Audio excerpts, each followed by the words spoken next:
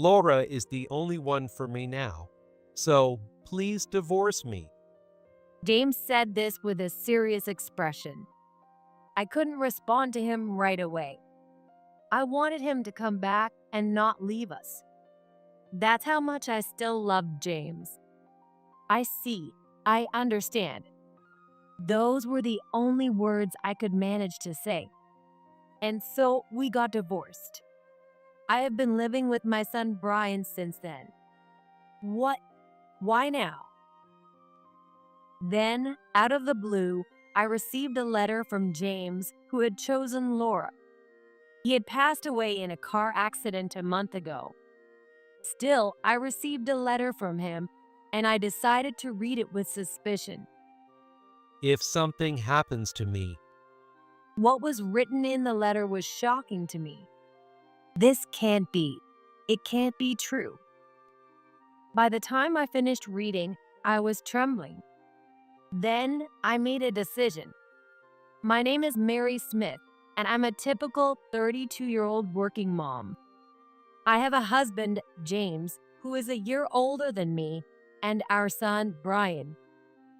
Mary, you're so good at being considerate. What? You know, like when you quietly portion out the food or move the dishes to the side, and you call the waiter at just the right moment.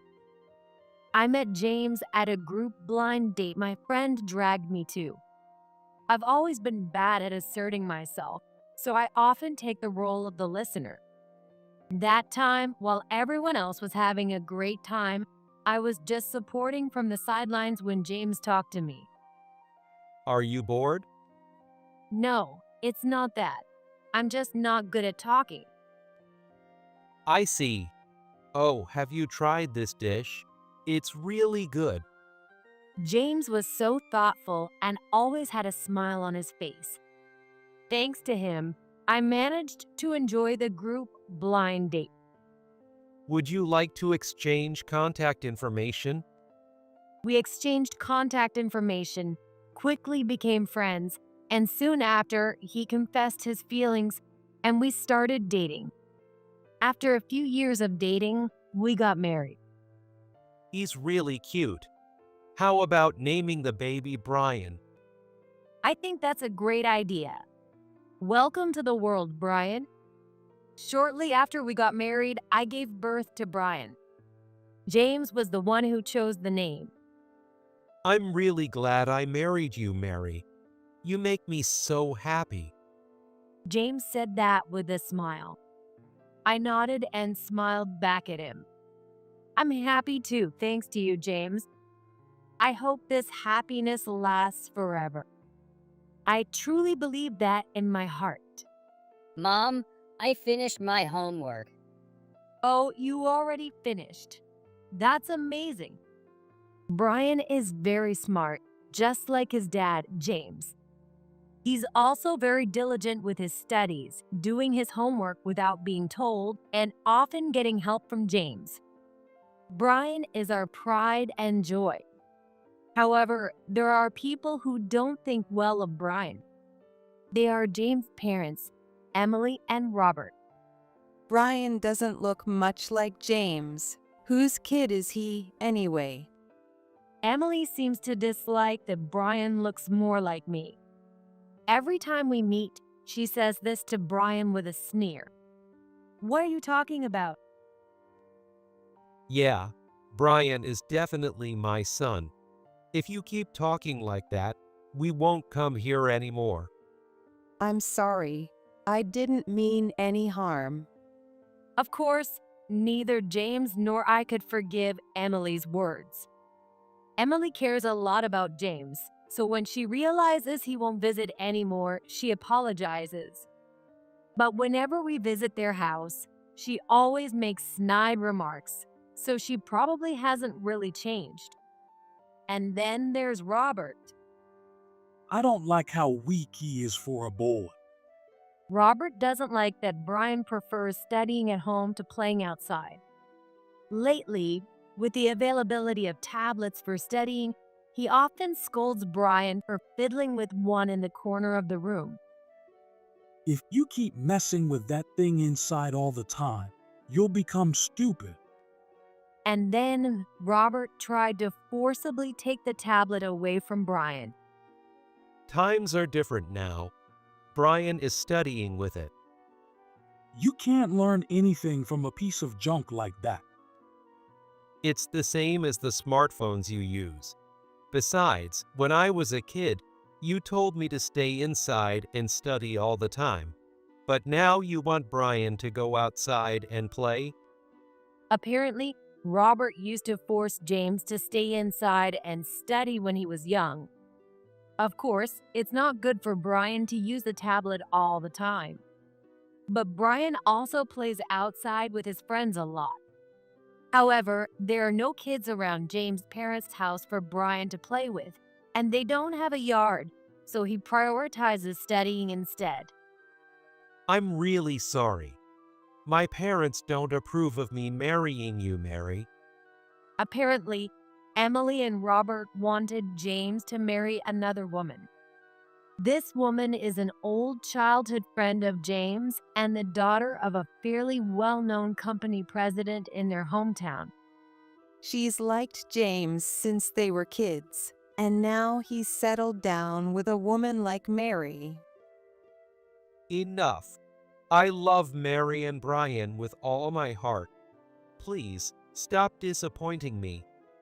Because of this, we gradually distanced ourselves from Emily and Robert and rarely visit their house now. However, sometimes Emily and Robert show up unannounced or wait for Brian on his way home from school. If Mom and Dad come, just ignore them. I work from home and am usually there. Emily and Robert know this, so even if I pretend not to be home, they bang on the door and shout, causing a lot of stress. Once, the neighbors called the police because of the commotion, so they don't stay long and leave quickly. Because of this, I always ignore them. Why are they so obsessed? To be safe, I accompany Brian to and from school, keeping an eye out for Emily and Robert. My parents are also concerned, so nothing serious has happened so far. However, it's only natural to worry. Maybe we should move closer to Mary's parents. That suggestion from James made us seriously consider moving. The expenses involved in moving are a bit painful, but if it means we can feel safe, we're spending our days looking for a new home. One day, I got a call from an unknown number on my cell phone. Is it someone from work? At first, I was wary of the unfamiliar number, but since it kept calling, I decided to answer. Hello. Finally, you answered. Took you long enough, you idiot. The woman's voice insulted me as soon as I picked up. I frowned, wondering if I should hang up. Who is this? If you have no business with me, I'm hanging up. Wow, how rude. I'm Laura Smith, James' future wife. What? What is she talking about? I considered hanging up again. If this is a prank, I'm going to hang up. It's not a prank. I'm James' childhood friend and his future wife. Her words made me remember that James had a childhood friend named Laura. Laura is selfish and not my type at all. James had told me before. Could this Laura on the phone be that childhood friend? If so, why is she calling me? I fell silent, pondering this. Can you hear me? Yes, I can hear you. What about you, his childhood friend? It's obvious, isn't it? James is mine. Just break up with him now. Even over the phone, her voice was condescending. How much does this woman look down on me? Sorry, but I refuse. James and I love each other. That's only for now. He's just playing around before marrying me. Don't get cocky. No wonder James doesn't like her. Laura is impossible to reason with. Well, I'm sorry, but I'm at work. Goodbye. I hung up the phone. After that, she kept calling, but I ignored her. Eventually, she seemed to give up and my phone went silent. Let's see how long you can keep working against the mighty Smith Group. But then Laura sent that message. The Smith Group. I had a bad feeling. Could it be that Smith Group? The Smith Group is a major company that operates multiple restaurants. The CEO's name is indeed Richard Smith, so Laura might be telling the truth. That Smith Group. I also have business connections with the Smith Group. Moreover, they are one of James's business partners. I need to talk to James about this right away. I quickly told James about Laura's call when he got home from work. He was visibly shocked. No way, Laura. James, are you okay? Seeing James so clearly shaken, I asked with concern. He snapped out of it and shook his head. I'm fine. Leave Laura to me. He smiled to reassure me. Despite having a bad feeling, I decided to leave it to him as usual. All right, I'll leave it to you. James smiled, relieved. Whenever something happened, James always took care of it. So, I left it to him this time too, but I would later come to regret it. Is Dad going to be late again today? Looks like it. From the next day, James started coming home late. He said it was because of overtime during the busy season, but given the timing, it might have something to do with Laura. However, since James didn't tell me anything, I could only worry and wait. I hope he comes home early. Me too. I nodded at Brian's words, wishing for our lives to return to normal. A year later, things changed. What? What are you saying? Laura is pregnant with my child. So, I need you to divorce me. James said this with a blank expression. I couldn't believe what he was saying and just stared at his face. My decision is final. I'll give you custody and the house, Mary. Don't be ridiculous. The house we live in now is the new home we had been considering.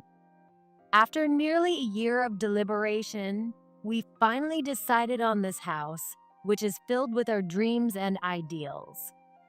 There's no way that James I know would give up on this house and our precious son Brian so easily. Think it over. Tell me the truth. So I pressed James for answers.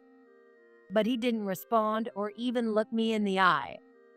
I won't sign the divorce papers until you tell me the truth. I see. Then I'll go back to my parents' house. After that, James never returned to our new home and started living with his parents. Emily and Robert were overjoyed. They called me every day saying, just get divorced and let James go. Still, I was determined not to separate until I knew the truth. Mary, you need to give up on him. But things changed when my parents agreed with the divorce. Until then, my parents had supported me and believed in James with me, but suddenly they changed their minds. Why, even you? I don't understand. Please, Mary. We don't want you to be unhappy.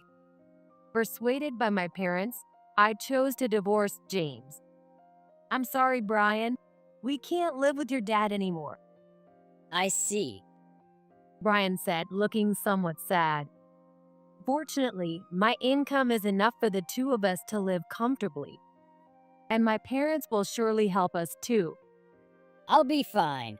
I'm okay with just you, Mom. I hugged Brian as he said that with a smile.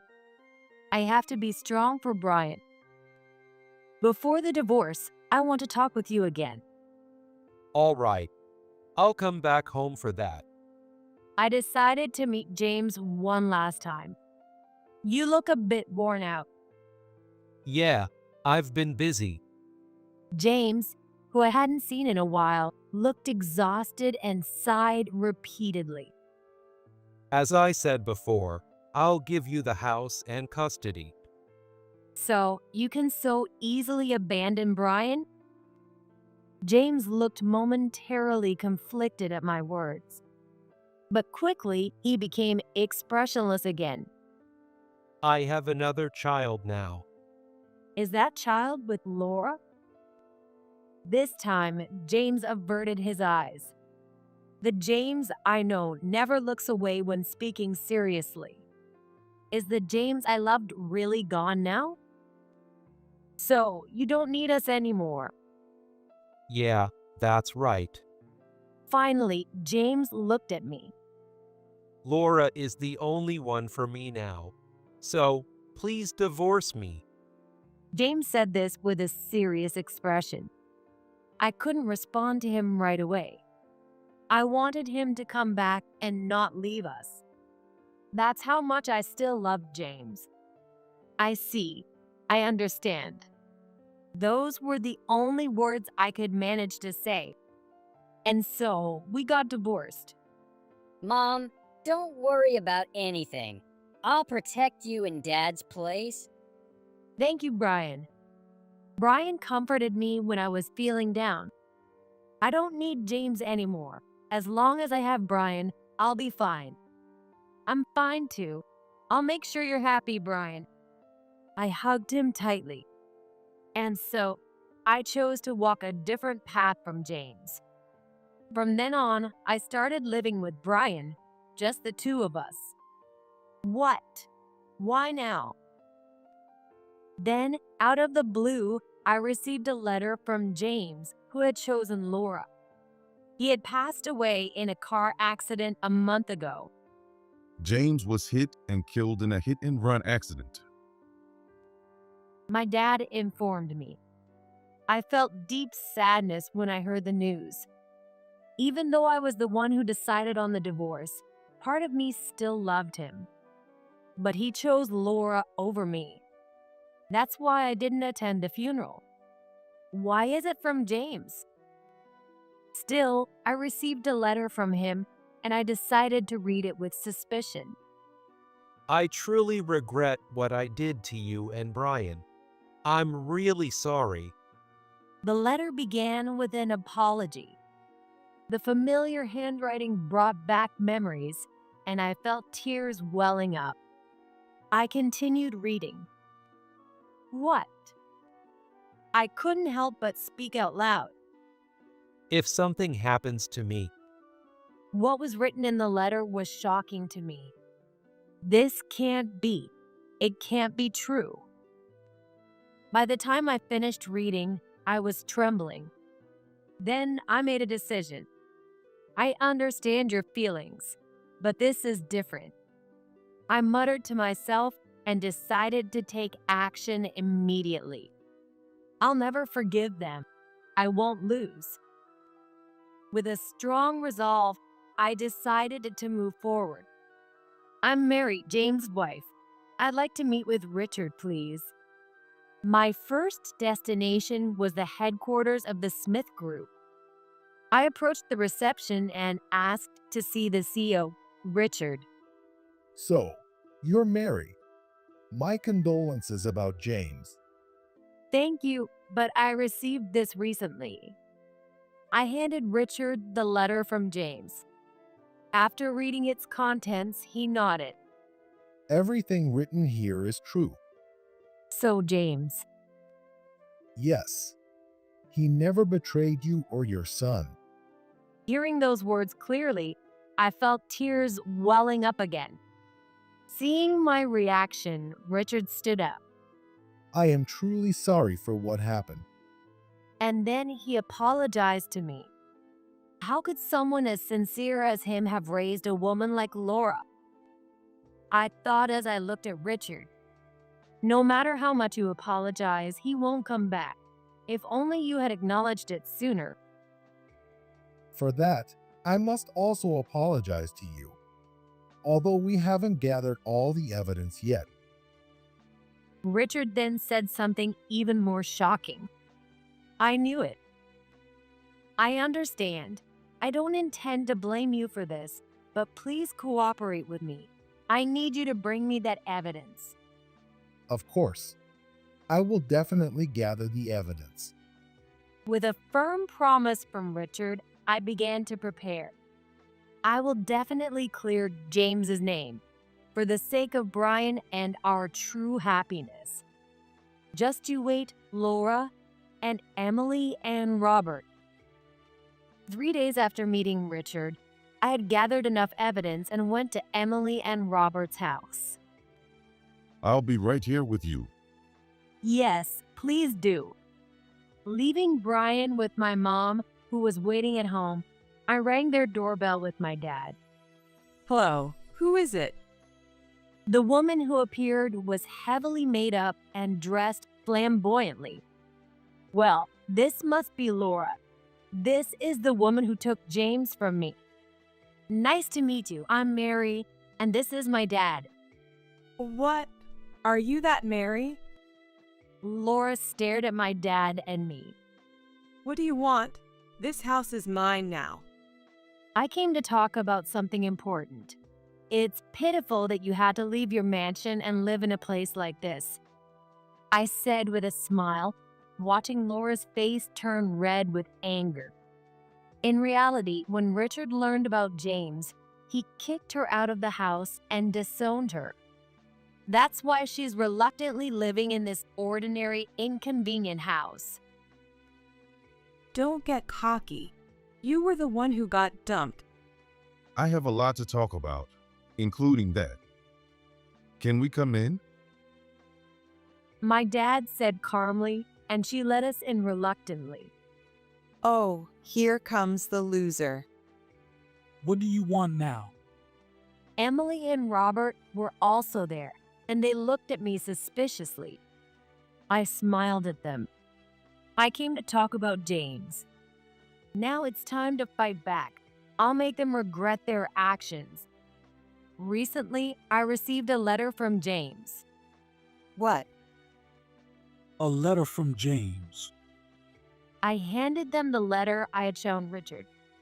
At first, their faces were skeptical, but as they read, their expressions changed.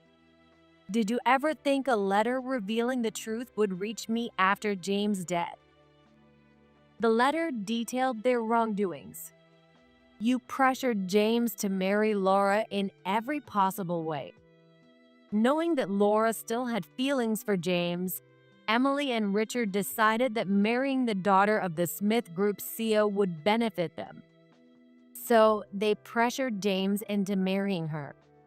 The letter says, "Every day my parents call and tell me to marry Laura. It's affecting my work, and everyone around me gives me cold looks."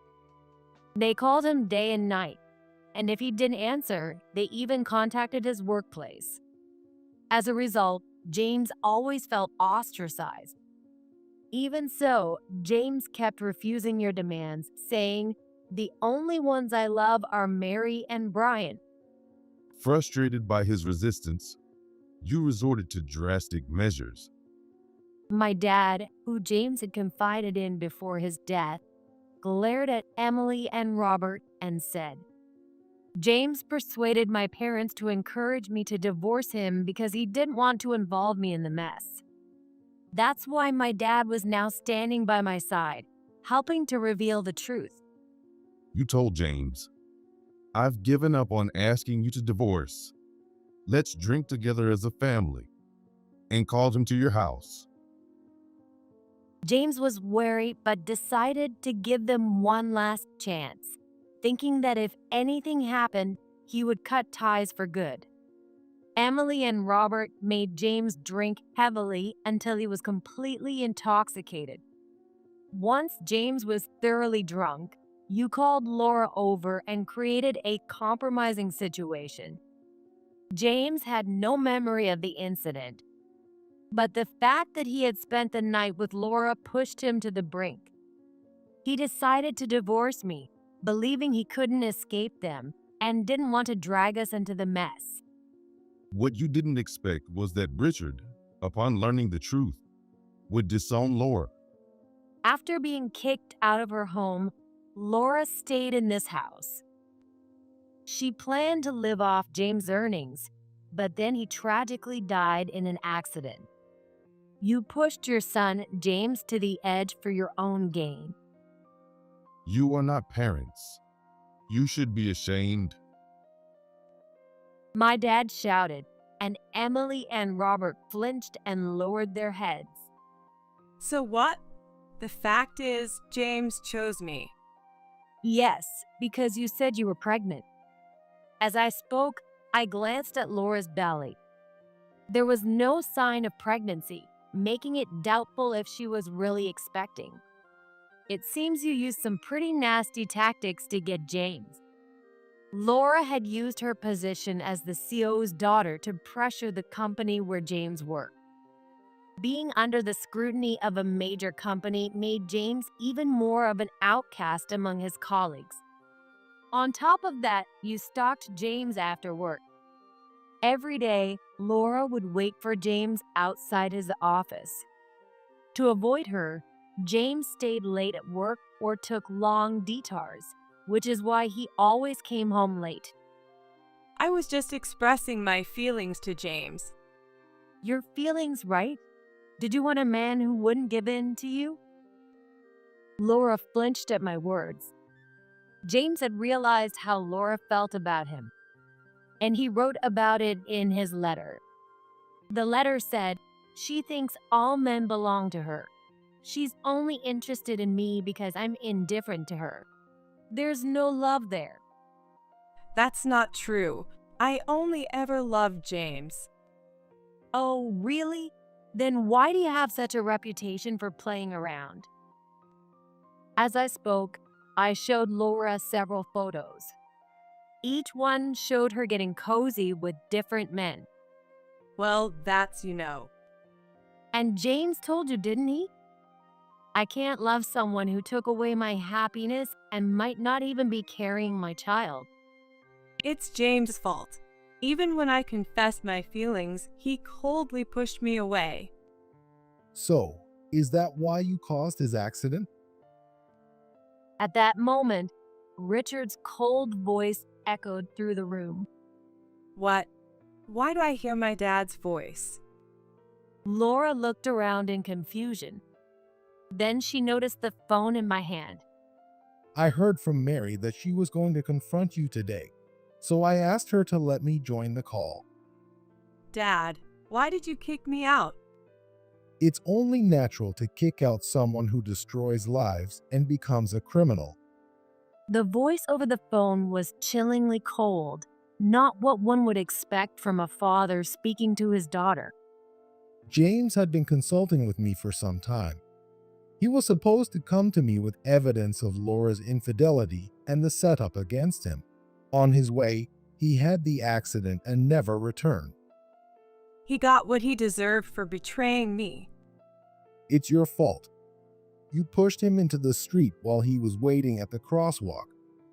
Caught off guard, James didn't notice Laura and ended up stumbling into the street. He was then hit by a car in a hit and run, which took his life. He was such a good man.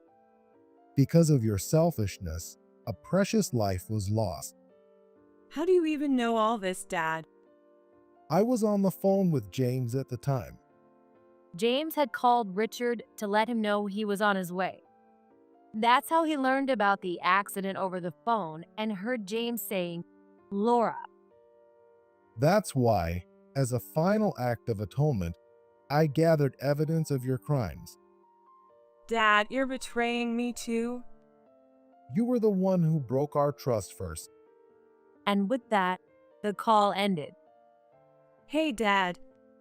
Laura continued to scream into the now silent phone. The evidence Richard mentioned is already with the police. It's only a matter of time before you're arrested. No, it can't be. Laura collapsed to her knees. As she did, the sound of a police siren approached. After that, Laura was successfully arrested and ended up behind bars. I still have James's inheritance. With that, I can. Sorry, but you won't be getting James' inheritance. Before she was taken away, Laura had been muttering to herself, and I smiled as I told her, What? But I'm James's. I am James' wife. We never filed the divorce papers. In fact, James had the signed divorce papers, but he never submitted them to the authorities. I know I should free Mary, but I just can't bring myself to do it. The divorce papers came with the letter. So James and I are still married. His inheritance will go to me and our son Brian. Neither you nor those toxic parents of his will get a penny, I declared, and she started screaming incoherently. As she tried to attack me, the police arrived and took Laura away. Mary, we were threatened by her too.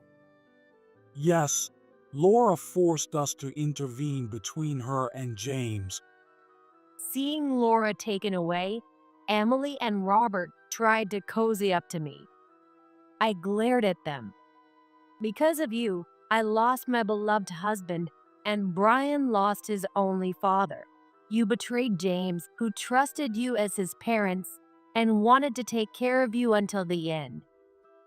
That's right. Brian is our grandson and James' only living legacy.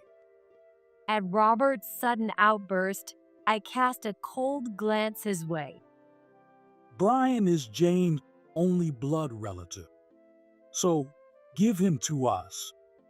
Yes, Brian is our grandson.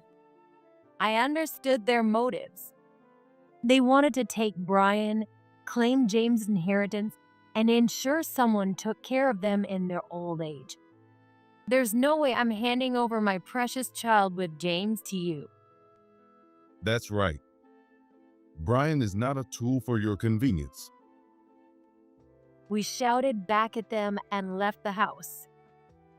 Later, I heard through the grapevine that the neighbors started paying attention to their house because of the police visit. Also, our argument was overheard, and they became the subject of everyone's scorn. Those two were already notorious for being a troublesome couple, and this incident made them the constant subject of whispered gossip. What they did to James has come back to haunt them. Mom, did you say something? Oh, nothing. I was just thinking about what to make for dinner tonight. Those people don't matter anymore. From now on, I'll live for Brian, I decided, stroking Brian's head. After her release, Laura sought help from Emily and Robert. But they refused to take her in. They had a huge argument at the doorstep, and she was left out in the cold. Laura, kicked out by both them and her own family, disappeared into the night. Well, she's attractive enough, so hopefully she'll work hard to pay me the alimony. Turns out she wasn't even pregnant. I'm relieved there's no child to suffer. Emily and Robert, after causing another commotion, sold their house and moved. Later, my dad hired a detective to investigate them. They caused trouble in their new place too, and caught the attention of some dangerous people. Those two will never find happiness. Good. I'm glad to hear that. Knowing the fate of the villains, I felt a deep sense of relief. A few years later, I'm off. have a good day. Don't be too late. I know. I smiled as I saw Brian off to school. Brian has grown and is now in high school. He still loves studying and has grown into a kind young man who cares about me. Dad made me promise to take care of you if anything ever happened. When he started middle school, Brian told me that. Before I separated from James, Brian had a long talk with him. If I'm not around, take care of your mom. That's what James told Brian. So I decided to protect you for Dad's sake too. Seeing Brian smile as he spoke, I remembered James' letter. If I can never return to Mary and Brian, I want you to live happily and forget about me. Don't seek revenge. James always cared about us until the end. I wasn't able to fulfill his final wish of not seeking revenge. But I don't regret my actions. Because of them, we have our current happiness. I feel at peace. My parents still help us, and Richard also supports us financially, perhaps out of guilt. Actually, I've been learning about business from Richard. Oh, really?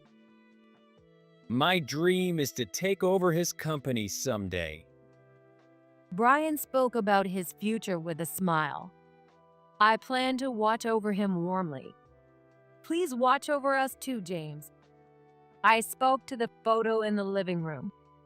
In the picture, James smiled, and I felt like he gently nodded in agreement.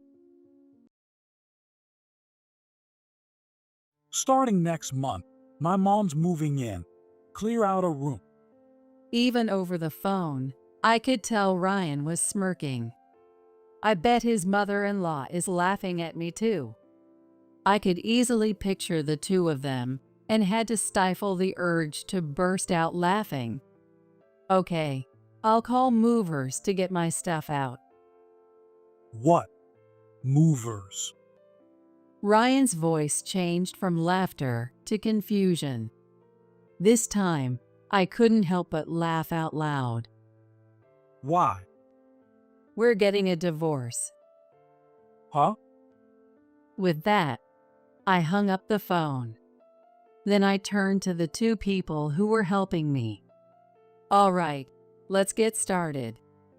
The two smiled and nodded at my words. Then I moved everything out and sold the house. A few days later, I got a frantic call from Ryan. What the hell? What did you do to my house? What are you talking about?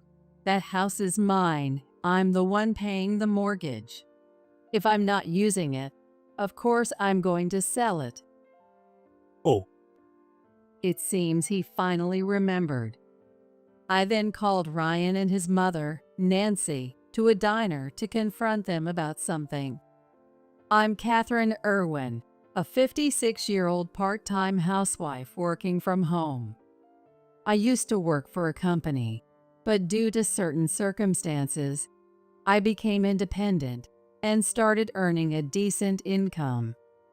My husband, Ryan, also works, but he keeps all his earnings as pocket money and doesn't give me a cent. So, our current lifestyle is supported entirely by me. Ryan's mother, Nancy, lives alone at his family home.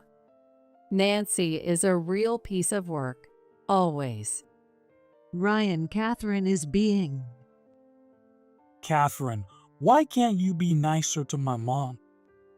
Nancy constantly bad-mouths me to Ryan. Ryan is completely devoted to his mother, always prioritizing her over me. To make things worse, Nancy puts on a great show for others. Because of this, around their neighborhood, I'm seen as the bad daughter-in-law who neglects her mother-in-law. Catherine, can you teach me how to make beef stew next time? Sure, I'd be happy to. My only allies are my niece, Emily, a college student, and my brother-in-law, Michael. Michael is the husband of Ryan's sister, who passed away in a car accident when Emily was little. Michael is a busy doctor, and since his parents are also deceased, I often took care of Emily, which is why she's close to me. What are Uncle Ryan and Grandma talking about? Why would anyone be nice to someone who only bad-mouths them? Emily stands up to Ryan and Nancy for me. Michael also helps by subtly keeping them at bay when he's around. Thanks to them, I can still endure being part of this family. One day, while I was working, the doorbell rang. With a sigh, I trudged to the door. Sorry to keep you waiting. You're late. Making me wait in the scorching heat, is that your plan to let me faint? Complaining, Nancy barged into the house. She often shows up unannounced like this. As soon as she stepped in, she plopped down on the sofa. What are you standing around for? Get me some coffee and bring some snacks too. I feel like having something sweet today, so give me some cake. Yes, I understand. Once this starts, I can't get any work done. Nancy just sits on the couch, gives me orders, and lounges around watching TV. At first, I ignored her or talked back, but then things would start flying at me. Plus, Ryan would come home and yell at me, so it's better to just keep quiet. Of course, I could just not let her in, but if I tried to pretend I wasn't home, she'd just ring the doorbell nonstop and yell. So, to avoid bothering the neighbors, I let her in. Oh my, look at this mess. How can you not clean up as a proper wife should? Well, that's because Ryan. What she pointed at was the mess Ryan made searching for his phone before leaving for work. He left without cleaning it up, even though the phone was still plugged into the charger in the bedroom. I was just about to clean it up when Nancy arrived. Blaming Ryan for your inability to do housework. You're really a terrible wife. I'm very sorry.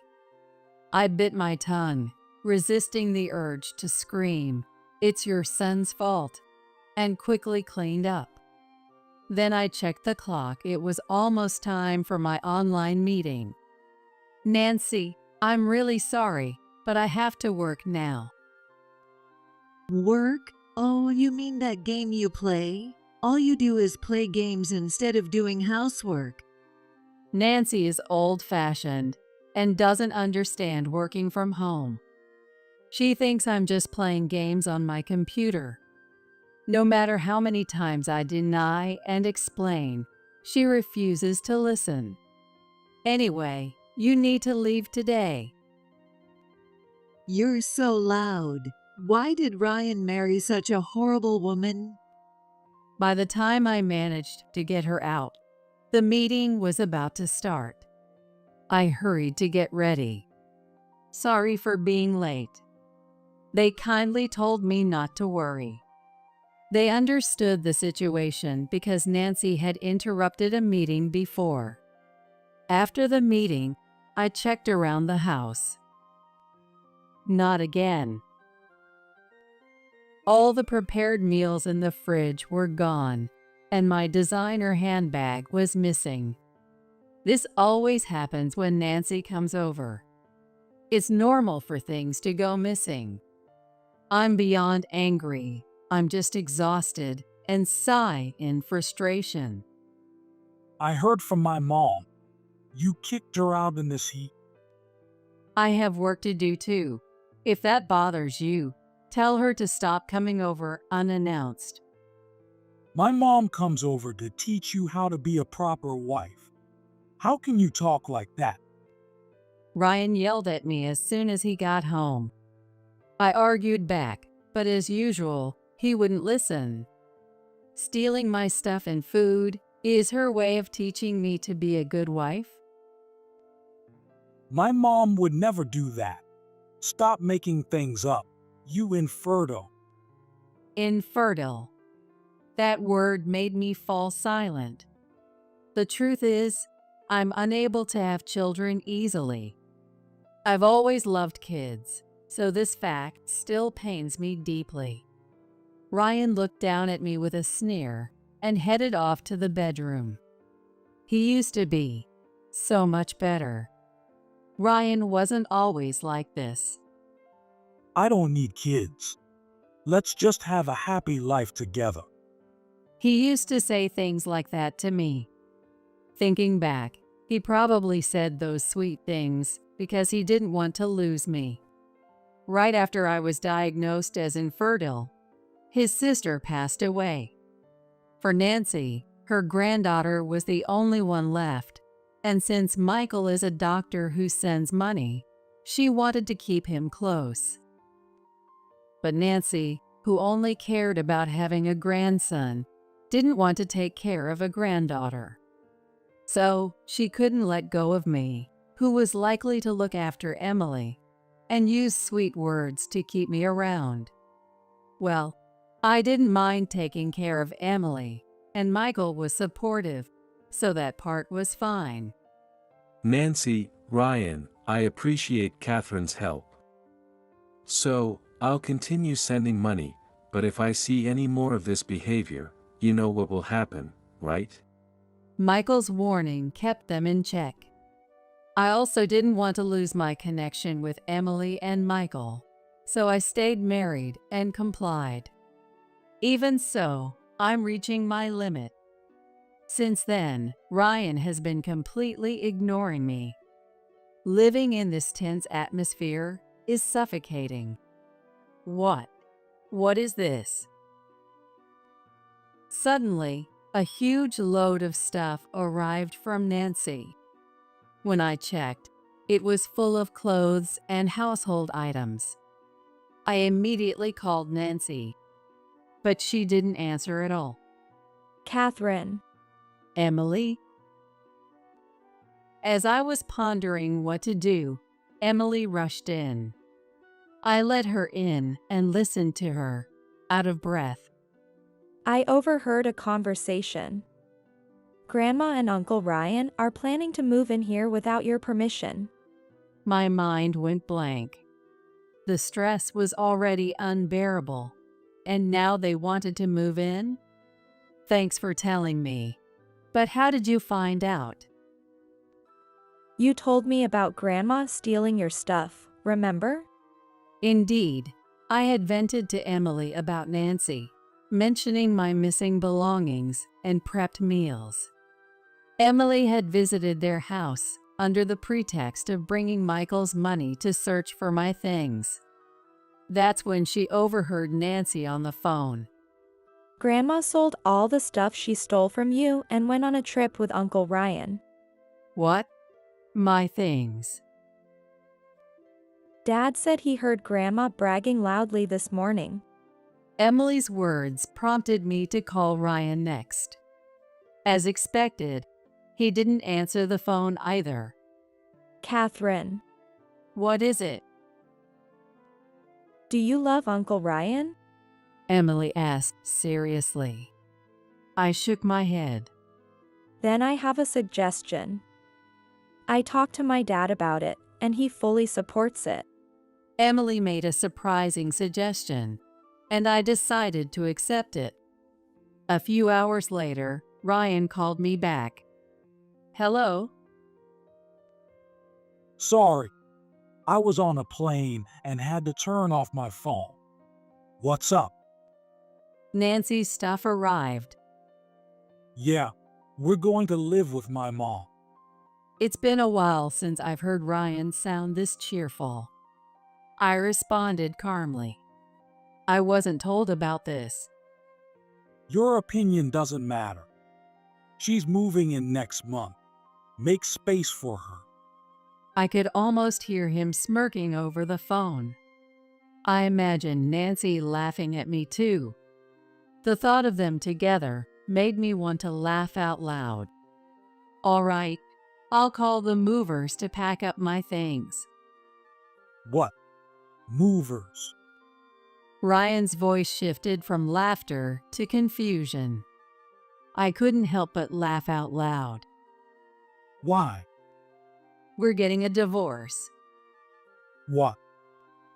I hung up after saying that. I turned to my two allies.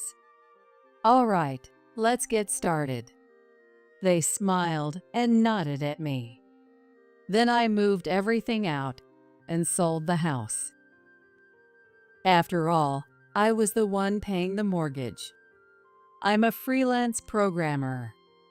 I became independent to take care of Emily, and my clients continued to give me work, even recommending me to others, so I earn quite well. That's why I could afford to pay the $1,800 mortgage and cover the living expenses. Meanwhile, Ryan's take-home pay was only about $1,200 a month. He couldn't afford to live in that house on his income alone. Thank you for your help, Michael. I'm glad I could help.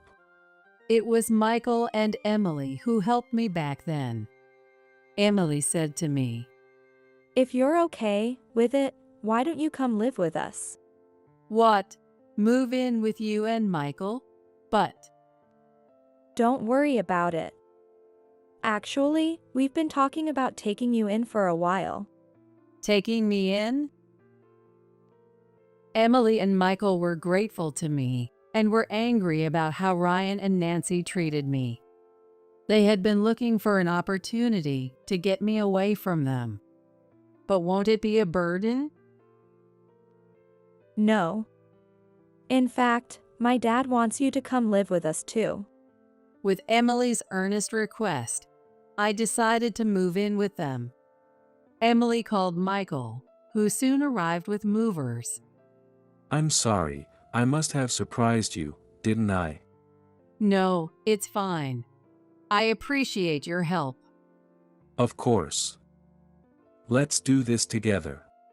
So, I moved to Michael's house while Ryan and Nancy were on their trip. During that time, Michael was very kind to me. Catherine, you're really strong. But from now on, please rely on me too. His words made my heart flutter for the first time in a long while. A few days later, Ryan called me frantically. What the hell? What did you do to my house? What are you talking about? That house is mine. I'm the one paying the mortgage. If I'm not using it, of course I'm going to sell it. Oh. It seems he finally remembered. I then called Ryan and Nancy to a diner to confront them about something. What's going on here? Please keep your voice down. It's rude. People are watching. I chose a diner because of the public setting. Nancy, who cares about appearances, couldn't argue back in front of others. Why did you sell the house? And when I looked in, most of the furniture and appliances were gone too. I bought those with my own money. I took what I needed to my new place and had the rest taken to a recycling shop. Where did you move? I'll go there too. Like I'd tell you, we're getting divorced. Ryan froze at my words. Did he think I was joking? Or did he never imagine I'd actually leave him? You can't be serious about the divorce, right? I am serious. I've had enough of you. I'm divorcing you and demanding alimony. What? I showed Ryan the evidence of the verbal abuse he had subjected me to over the years. This is just a copy. The original is with my lawyer. My lawyer assured me that this would be enough to get a substantial alimony. You won't be able to survive without me. Too bad for you. I make more than twice what you do. Next, I showed him records of my income. In fact, getting divorced would be better for me. If you agree to forego any claim on our assets, I won't ask for alimony. Can't we reconsider? I accepted you even though you're infertile. How can you even say that? You always used my infertility to shut me up. I have records of those comments too. I then pulled out the divorce papers. I had already filled out my part. Ryan stared at them, his face turning pale. You're kidding, right? And this is for Nancy. Huh? I handed Nancy a photo of her putting my designer handbag into her large bag. I had set up a camera in my room when I realized she was stealing from me. Thanks to that, I had solid evidence. Originally, I planned to use this evidence to get my stolen items back, but it seems she sold them the same day she took them. What is this? I could overlook you stealing food, but this is outright theft. But we're family. I can report theft if it's from a relative living separately, and I've already filed a police report. Both their faces turned pale. No matter how much she cared about appearances, being arrested would destroy her reputation. Please withdraw the report immediately. Nancy shouted. Other diners started staring, but she didn't seem to care anymore. That depends on Ryan. What? If you sign the divorce papers right now, I'll withdraw the police report. Nancy looked at Ryan, pleading. With trembling hands, he signed the papers. Good. Now, I'll be going. After confirming everything was in order, I took the bill as a final courtesy and left the diner first. Ryan, it's okay. Let's get rid of that wife. You can find a young, obedient one. Before I exited, I heard Nancy comforting Ryan. The two of them were too focused on themselves to notice, but some of their neighbors from their community were at the diner for a tea gathering. I saw them watching Ryan and Nancy suspiciously. The thought of what was ahead for those two made me smile. And so Ryan and I divorced without any issues.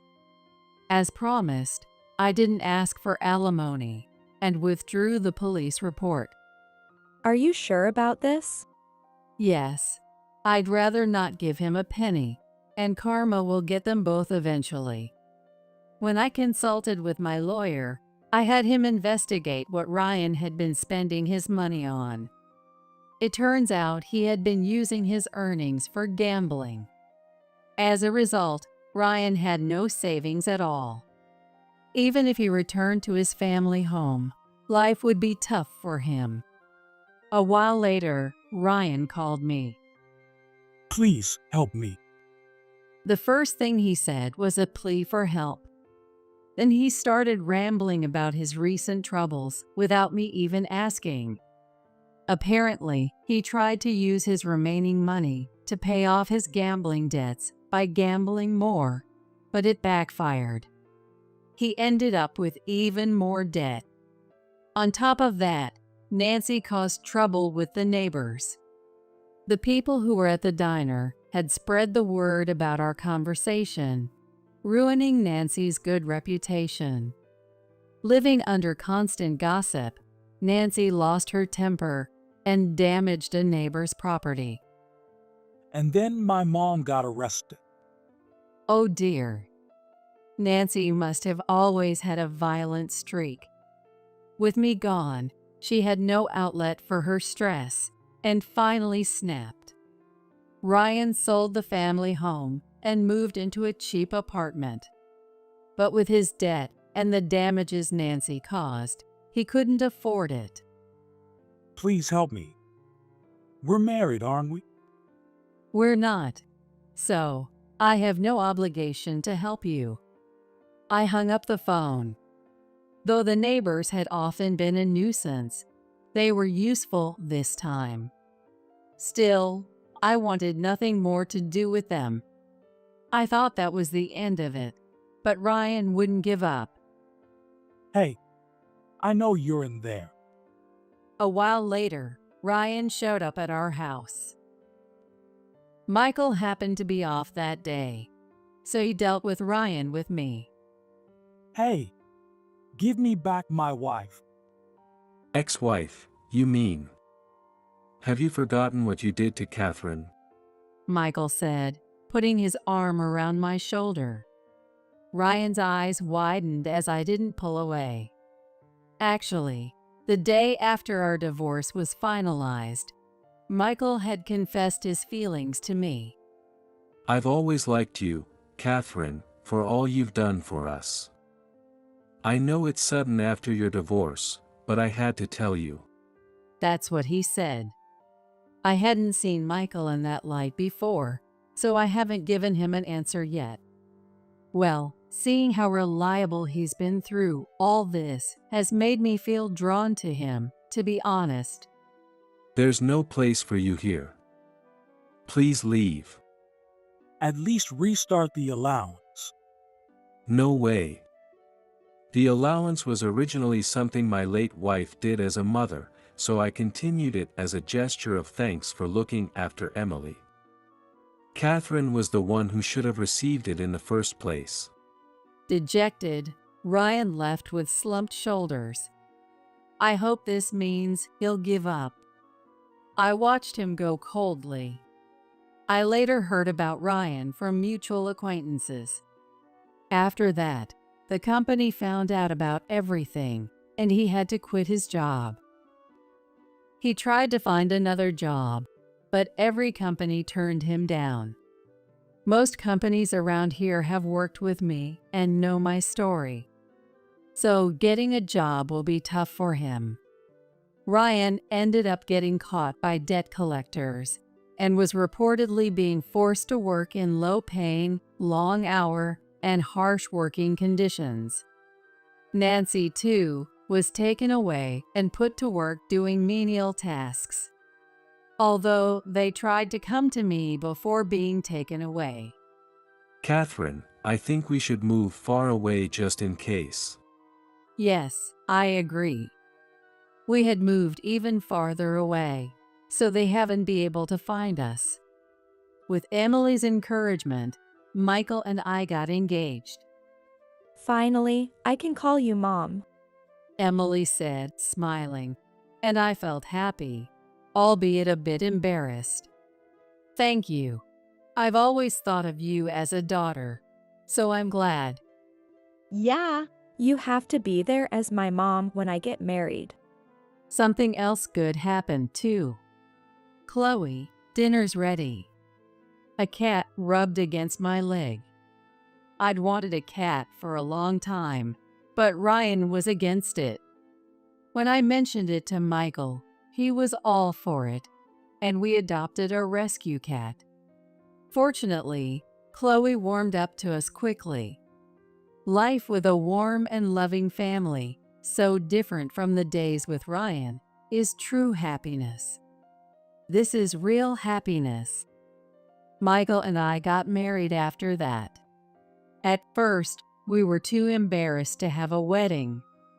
You have to have one. You're finally a couple, and I want to see my parents' wedding. Emily insisted, so we had a small family ceremony. Emily became independent as soon as she started her career. I'll find a partner who makes me as happy as you too. Hey, don't forget to focus on work too. Of course. Emily is aiming to become a doctor, just like her father. It'll take some time, but I'm sure she'll be an excellent doctor. Dad will be home soon. I petted the cat while looking at our wedding photos. Then I heard the front door open.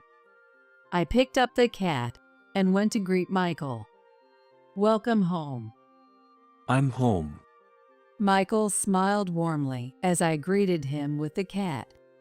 The days of suffering because of Ryan and Nancy are long gone, replaced by calm and loving days I never thought possible. I will continue to cherish these precious moments with my dear family.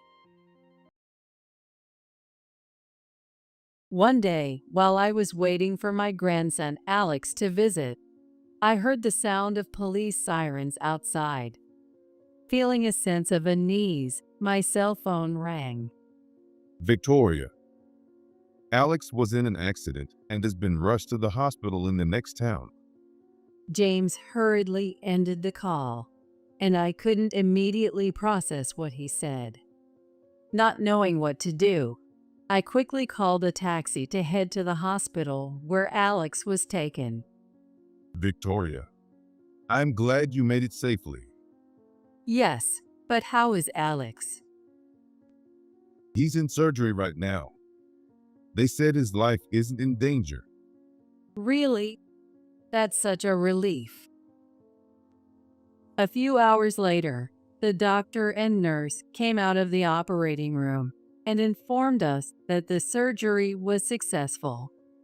My anxiety and tension instantly turned into relief, and James and I thanked the doctor repeatedly. You're welcome. Leaving those words behind, the doctor walked away while the nurse stayed behind. Well, here are Alex's belongings from when he had the accident. The nurse handed us Alex's tote bag and smartphone. Looks like Alex was on his way back from the supermarket. James showed me the contents. Inside the bag were onions, ground meat, eggs, and other ingredients needed for hamburgers. What? Hey! Yes? I felt something was off about the groceries Alex had bought. Why would Alex? I am Victoria. My husband passed away a long time ago, so now I live alone. But I am not lonely. Grandma, is this enough cheese? Yes, that's fine. You've really become good at cooking. That's because my grandson, Alex, often comes over to visit me. Today, he came over asking to learn how to cook, and we're making mac and cheese together. At first, his knife skills were clumsy, but now he's gotten remarkably better. Oh, Dad just finished work. He said he'll be here in about 30 minutes. Oh, James got off work early today. Well then, let's all eat together. James, Alex's father, is my daughter Laura's husband. When Alex comes to visit, James usually comes over for dinner after work. That's because my daughter Laura disappeared a few years ago. Laura was a kind girl, and she always had dinner ready for me when I got home from work. When she became a high school student, she started a part-time job and tried to contribute to the household finances. Well, I didn't accept it, but she bought me a very nice bag for my birthday, which I still cherish and use. Laura married James, and when Alex was in elementary school, she disappeared without any warning. We filed a missing persons report, but the police didn't take it seriously, considering it a domestic issue, and we couldn't find her despite our efforts. I didn't know where she was, what she was doing, or even if she was alive. My mind was a mess with worry, anxiety, and the responsibility of a mother who needed to scold her properly. Hi. How was your day, Dad? It's already done. James returned home, and Alex greeted him happily. The mac and cheese Alex made smelled delicious. James took one look at it and patted Alex on the head. It looks delicious. Dad, stop it. I'm in high school now. Alex frowned and brushed his hand away, but he didn't seem entirely displeased. Watching the two of them made me smile, but it also brought a slight feeling of guilt. Where could Laura have gone, leaving behind such a treasure? Let's eat. Oh, it's delicious. Alex, who had been waiting hungrily, couldn't wait for James to sit down and started eating first. He always eats so heartily that it fills me with joy. He's a growing high school boy, so he needs to eat a lot. After James sat down, I started eating too. Today's dinner is mac and cheese and salad. The mac and cheese Alex made was delicious. The salad I made only had greens because all three of us disliked tomatoes, but they both ate it happily. Alex, how's school been lately? Are you used to high school now? Yeah, it's fine. I'm used to the commute. Have friends, no problems. Oh, Grandma, can we have hamburgers for dinner tomorrow night? Tomorrow? Sure. Don't you want to hang out with your friends? No, learning to cook is more important. Alex used to visit about once a week, but the visits gradually increased, and now he comes over almost every day after school. He doesn't seem to be in any clubs, and when I ask why, he just says he wants to learn to cook and doesn't elaborate. I think he should enjoy his once-in-a-lifetime high school experience more, but it's his way of being considerate. Thanks to that, the three of us get to have dinner together and enjoy lively evenings. Except for that one empty seat. One day, Alex contacted me during the day. I'll come over at 5 p.m. to make dinner. Alex usually contacts me in the evening. Did his school finish early today? Maybe he's hanging out with friends in the afternoon and will come later. I thought casually. I was home all day, so there was no issue, and I replied, "Got it." But evening came and Alex didn't show up. It's usually no later than 6 p.m. when the doorbell rings, but it was already past 7 p.m. I started to worry and called him, but he didn't answer. When I stepped outside, I heard police sirens in the distance. That sound gave me a bad feeling, and at the same time, I overheard my neighbors talking nearby. A high school student involved in a car accident? No way. A sense of dread grew inside me, making my spine tingle, and I felt dizzy. At that moment, my cell phone vibrated in my pocket. With trembling hands, I looked at the screen and saw it was a call from James. Hello. Victoria, I just got a call that Alex was in an accident and has been rushed to the hospital in the next town. I'm heading there now. I need you to come too. The address is... James hurriedly ended the call. My legs gave out, and I sank to the ground. My husband passed away. Laura disappeared, and now Alex. I could only feel fear as people around me kept disappearing. I wish it had been me in that accident instead of Alex. Then I could see everyone and live happily with my family again. Such thoughts kept coming to mind, and I was horrified by my own thinking. I realized my mind was nearing its limit. I can't bear losing another loved one. Summoning all my strength, I stood up, called a taxi, and headed to the hospital James mentioned. I pushed aside the dark thoughts that had been swirling in my mind and just prayed for Alex's safety. The journey to the hospital, which should have taken about 10 minutes, felt like hours to me. As soon as I got out of the taxi, I hurried to the waiting room James had told me about. When I opened the door, James was sitting in a chair, staring at the floor with a sigh. He looked up when he noticed I had entered. Victoria, I'm glad you made it safely.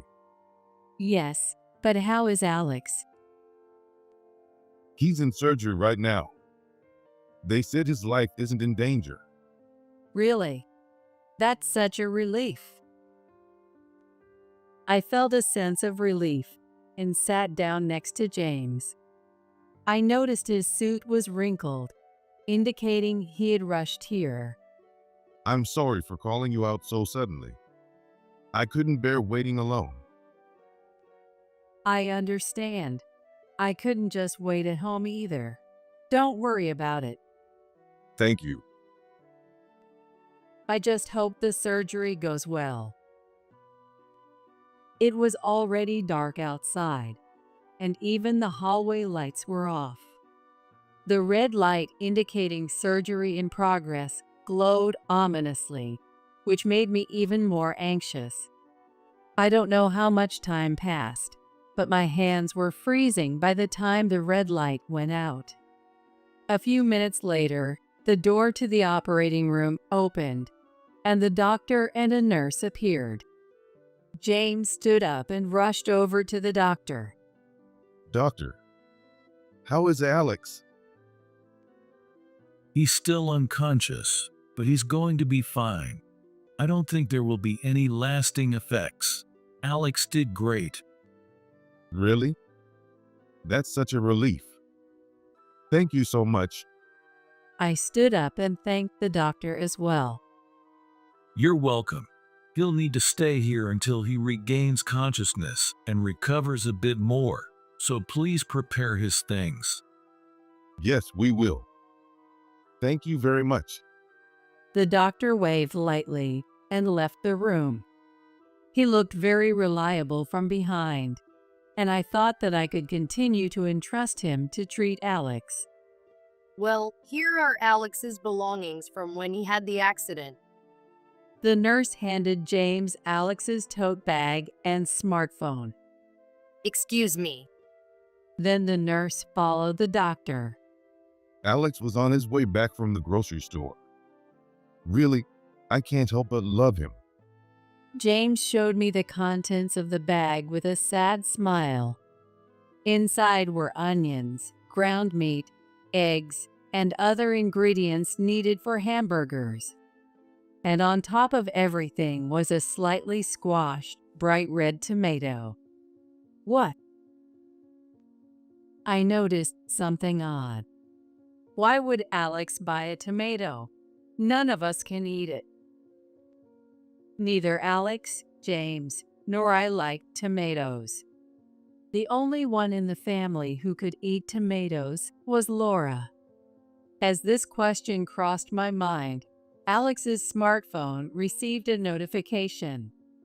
It was a chat notification from social media, showing the contact's profile picture.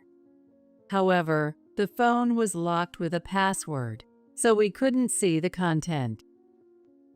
His friend, maybe? I recognize this picture. Could it be? James muttered as if he had a sudden realization and tried to unlock the phone. Hey, isn't it a bit intrusive to look without permission? Ignoring my words, James entered 0621. Then, the lock screen opened. That number. It's Laura's birthday. Alex has been asking a lot about Laura lately, so I thought maybe. James tapped on the recent notification to check the message. This park in the photo was Laura's favorite. We used to go there a lot on weekends with Alex. Scrolling through the chat history, James spoke with certainty. The person he's chatting with is Laura. No way, it can't be. James showed me the definitive chat messages. Didn't you say you have a son? Yes, he's about your age. I'm sorry for hiding this, but my name is Alex. After talking with you so much, I'm sure now. You are Laura, my mother, right? Alex? Is it really you, Alex? At first, Laura was skeptical, but as she listened to him more, she became convinced, and their conversation grew more lively. They talked about recent school events, about James, and about me as well. However, Laura repeatedly insisted that Alex must not tell us about her. Laura seemed very cheerful in their chats, which reassured me as a parent. but I was more curious than ever why she had disappeared. This is the latest conversation. James showed me the messages from yesterday and today. School ends in the morning today. Can I come to your place? Sure, but keep it a secret from everyone. Yeah, I'll come by in the afternoon then. Okay, I'll be waiting. Now I understood why Alex had bought a tomato. Alex had been in contact with Laura through social media for a while, and once he was sure she was his mother, he planned to visit her today with a tomato she likes. Indeed, the place where Alex had the accident was in the opposite direction of my house. Alex, it's already evening. What's going on? Are you okay? Messages like this had been coming in since early afternoon. Then I saw the latest notification. I'm sorry. I suddenly felt unwell, so I'm heading to the hospital now. Can we meet another time? That was the last message of the day. I felt a mix of emotions. I was relieved that Laura was alive, yet also sad and confused about Alex's accident. From this profile, it looks like Laura lives nearby. Really? Yes. Since she said she was going to the hospital today, it might be this one. That's right. This is the only major hospital around here. Hearing James' thoughts made my body heat up suddenly. I might see Laura for the first time in years. Alex would surely be thrilled too. But before that, I needed to confirm the facts with Alex. I went home and fell asleep, praying for Alex's recovery and Laura's safety. For the next few days, we took turns watching over Alex and searching for Laura.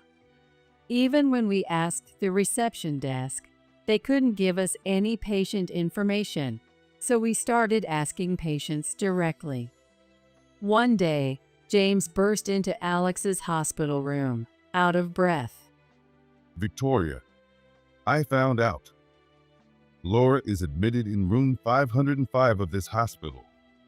She's been in and out of the hospital for the past few years. What? Is she sick? We don't know yet. But James slowly turned to Alex, who was still unconscious. He gently held Alex's limp hand. finally, this day has come. I can see Laura. Right, Alex? You want to see your mom too, right? Thank you for finding her. James repeatedly expressed his gratitude to Alex, tears streaming down his face. Victoria, I'm going to Laura's room now. What about you? Go ahead. I'll stay here with Alex. Thank you. I'll be back soon.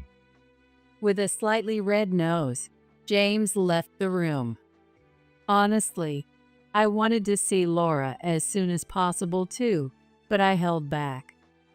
I wanted James and Alex to have this moment because they had both worked so hard for Laura, endured so much loneliness, and now their tears showed their deep love for her.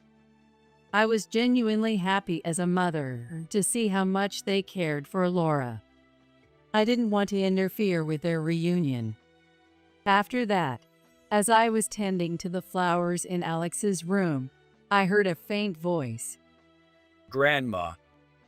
I turned towards the bed, thinking it couldn't be, and saw Alex's eyes slightly open.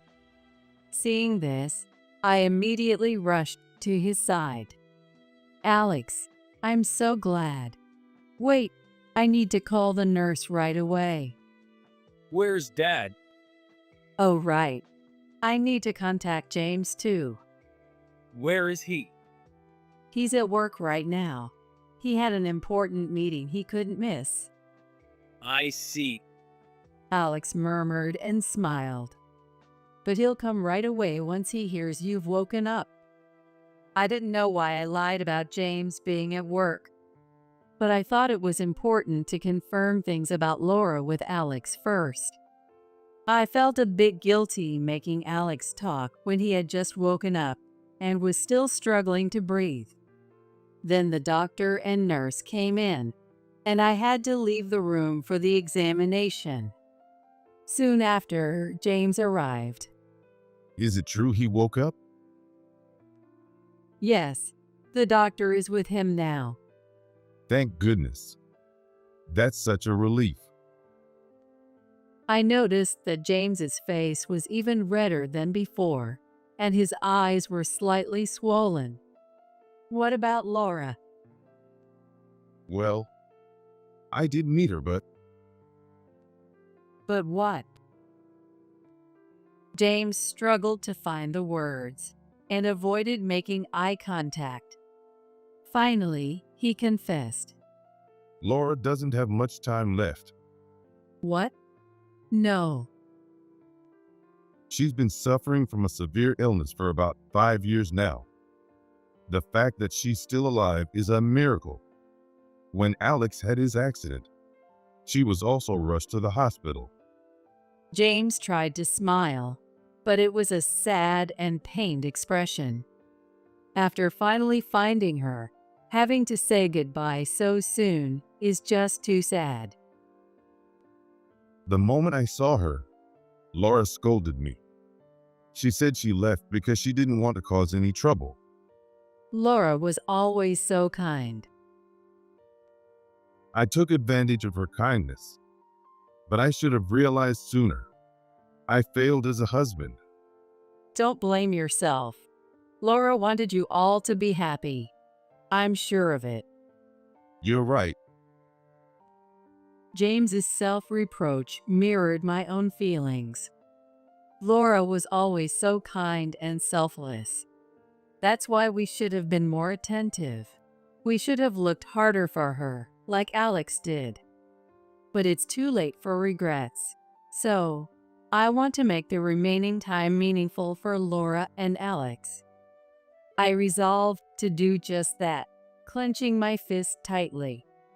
A few days later, Alex fully regained consciousness and began his rehabilitation.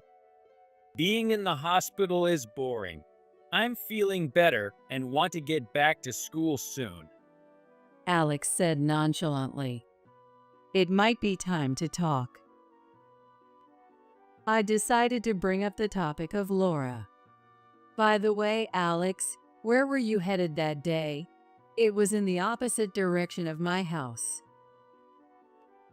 Oh, that. I was going to the supermarket in the next town. It's big and cheap, but it's far from your place, so I thought I'd go there. His eyes were shifty as he said that. Alex, tell me the truth. The truth? What do you mean, Grandma, all of a sudden? I'm sorry, Alex, but we know everything. You were going to see Laura that day, weren't you? Alex's shoulders jerked, and he looked at me in surprise. How do you know? Did you go through my phone without permission? He glared at me with a look that said, "You've got to be kidding me." I had never seen Alex look at me like that before, and it surprised me a little, but I knew I couldn't back down now. I'm sorry about that.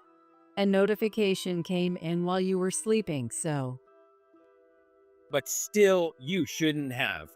No, it's not your fault, Grandma. Sorry for raising my voice. Alex's shoulders slumped, and he looked out the window.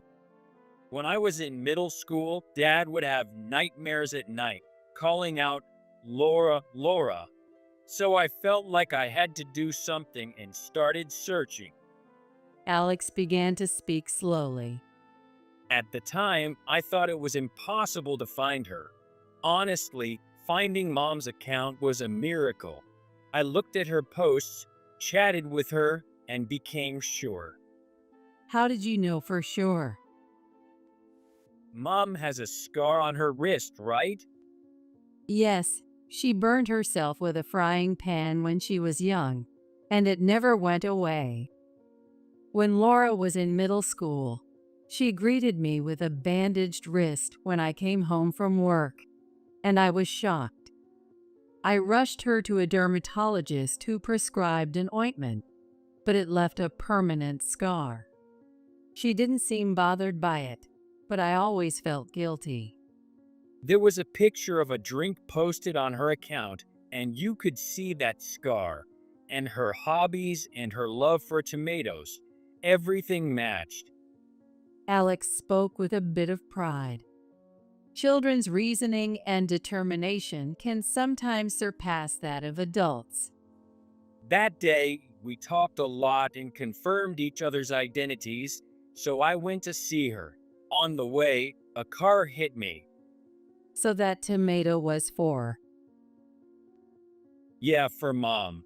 She eats tomatoes every day. I wanted to bring her the best ones. Sorry for not telling you. It's okay. I gently patted Alex's head. But I'm in high school now. Alex muttered shyly, but I pretended not to hear.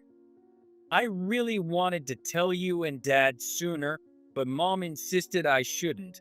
Maybe she didn't even want to see me. That's not true. It is. Mom seemed to be hiding something, but I still want to see her. Alex's determined eyes met mine, and I felt a bit intimidated. I still haven't seen Laura. If Laura left to avoid causing trouble, visiting her now would undermine all her efforts over the years. So while James has been visiting her frequently since then, I've asked him not to let her tell that I know about it. Laura has been unwell since being rushed to the hospital. If Laura wants to keep her condition a secret from Alex, I can't take him to see her. Hey, where's Dad today? Well, work. That's a lie. I know he took time off. He's visiting Mom, isn't he? Is she in this hospital now? Why do you think that? Alex's question made me break into a cold sweat. My response could change their future. I overheard he talking to a nurse in the hallway. Please, I want to see Mom. Let me go see her. But please, Grandma. You want to see her too, right? Let's go together. And don't forget the tomatoes. Alex's straightforward words left me speechless, and before I knew it, I was standing in front of room 505 with him, holding some tomatoes. Alex knocked on the door. From inside, I heard Laura's familiar voice. Mom. Alex opened the door and immediately went to Laura, who was lying in bed. In that instant, Laura hid her face under the blanket. James, who was standing nearby, turned to us in surprise. Alex, how did you? Mom, I'm sorry. I couldn't make it to you that day. I broke my promise. I'm so sorry. Alex, stop. This person, she's not Laura. Mom, I've learned to cook so many things with Grandma's help. I can make anything you want. Alex, enough. Alex tried to pull the blanket away, while James desperately tried to stop him. Ouch! But Alex must have touched an injured part as he cried out and clutched his arm. James also looked worried and stopped moving.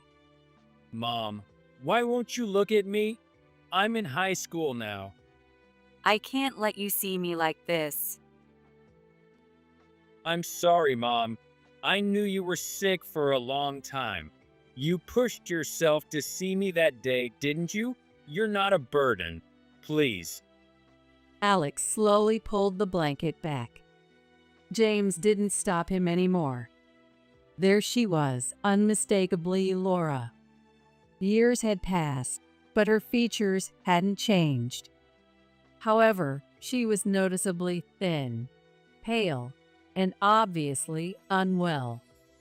Long time no see, Alex.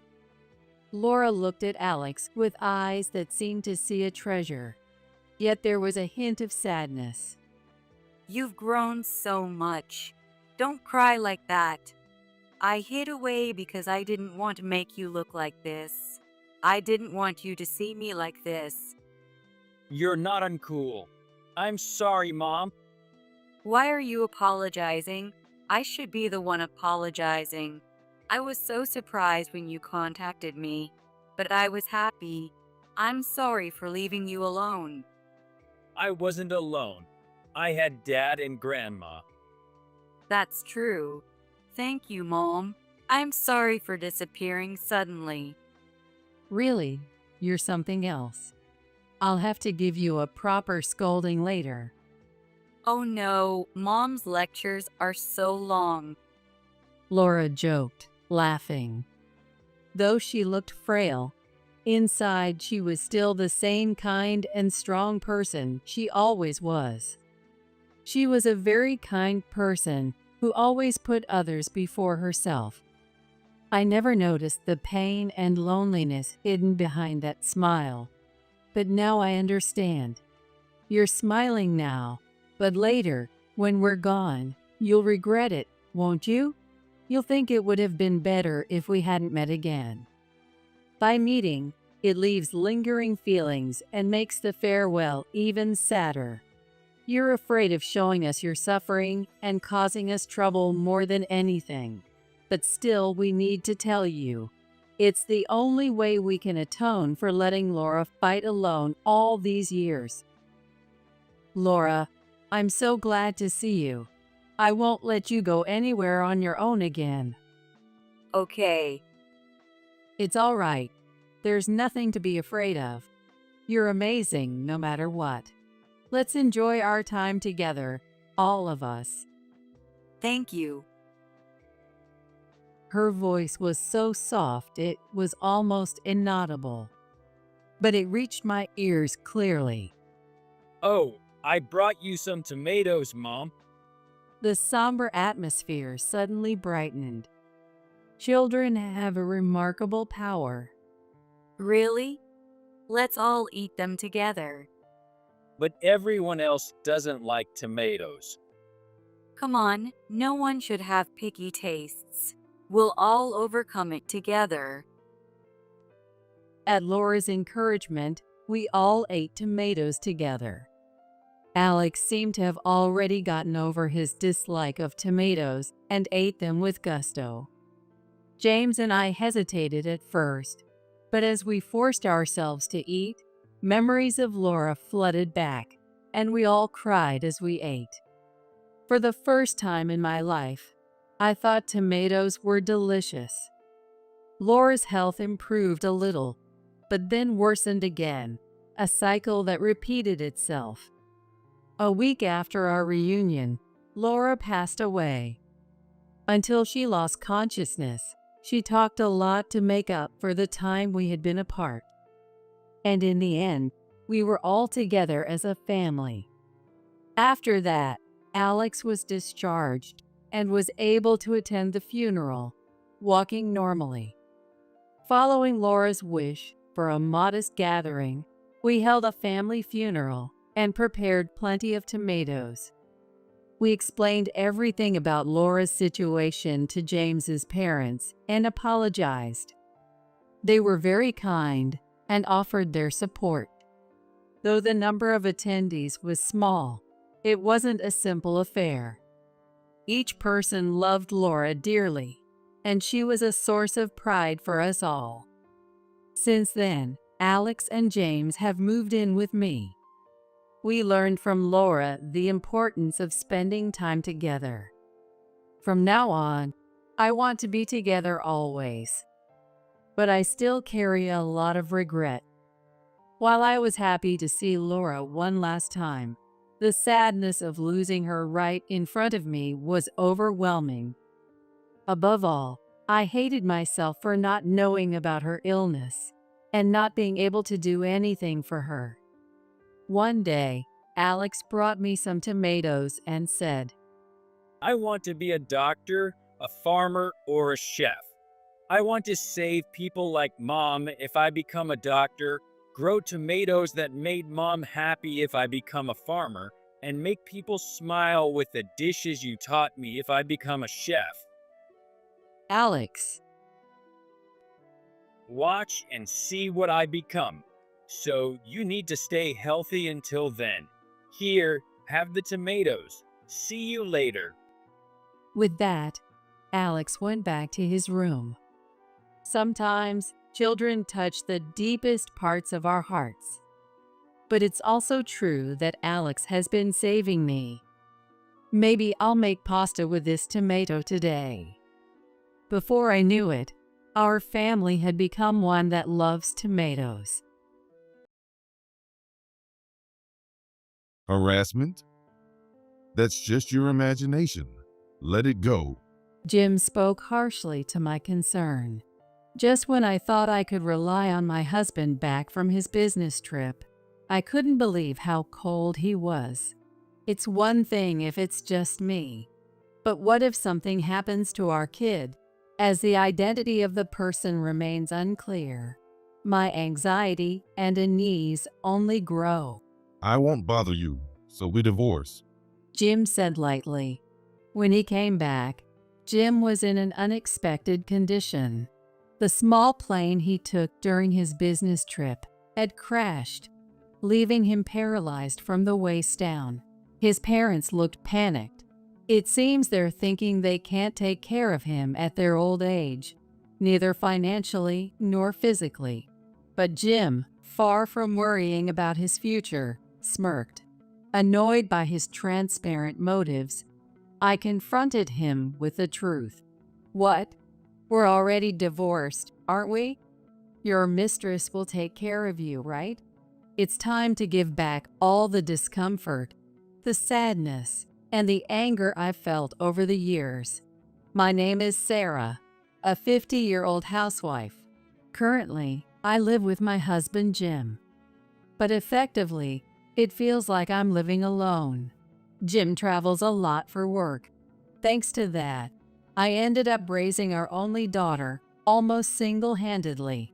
I'm not without my complaints, but I've managed to get by since he's working. Since our daughter got married, I've had even more time on my own.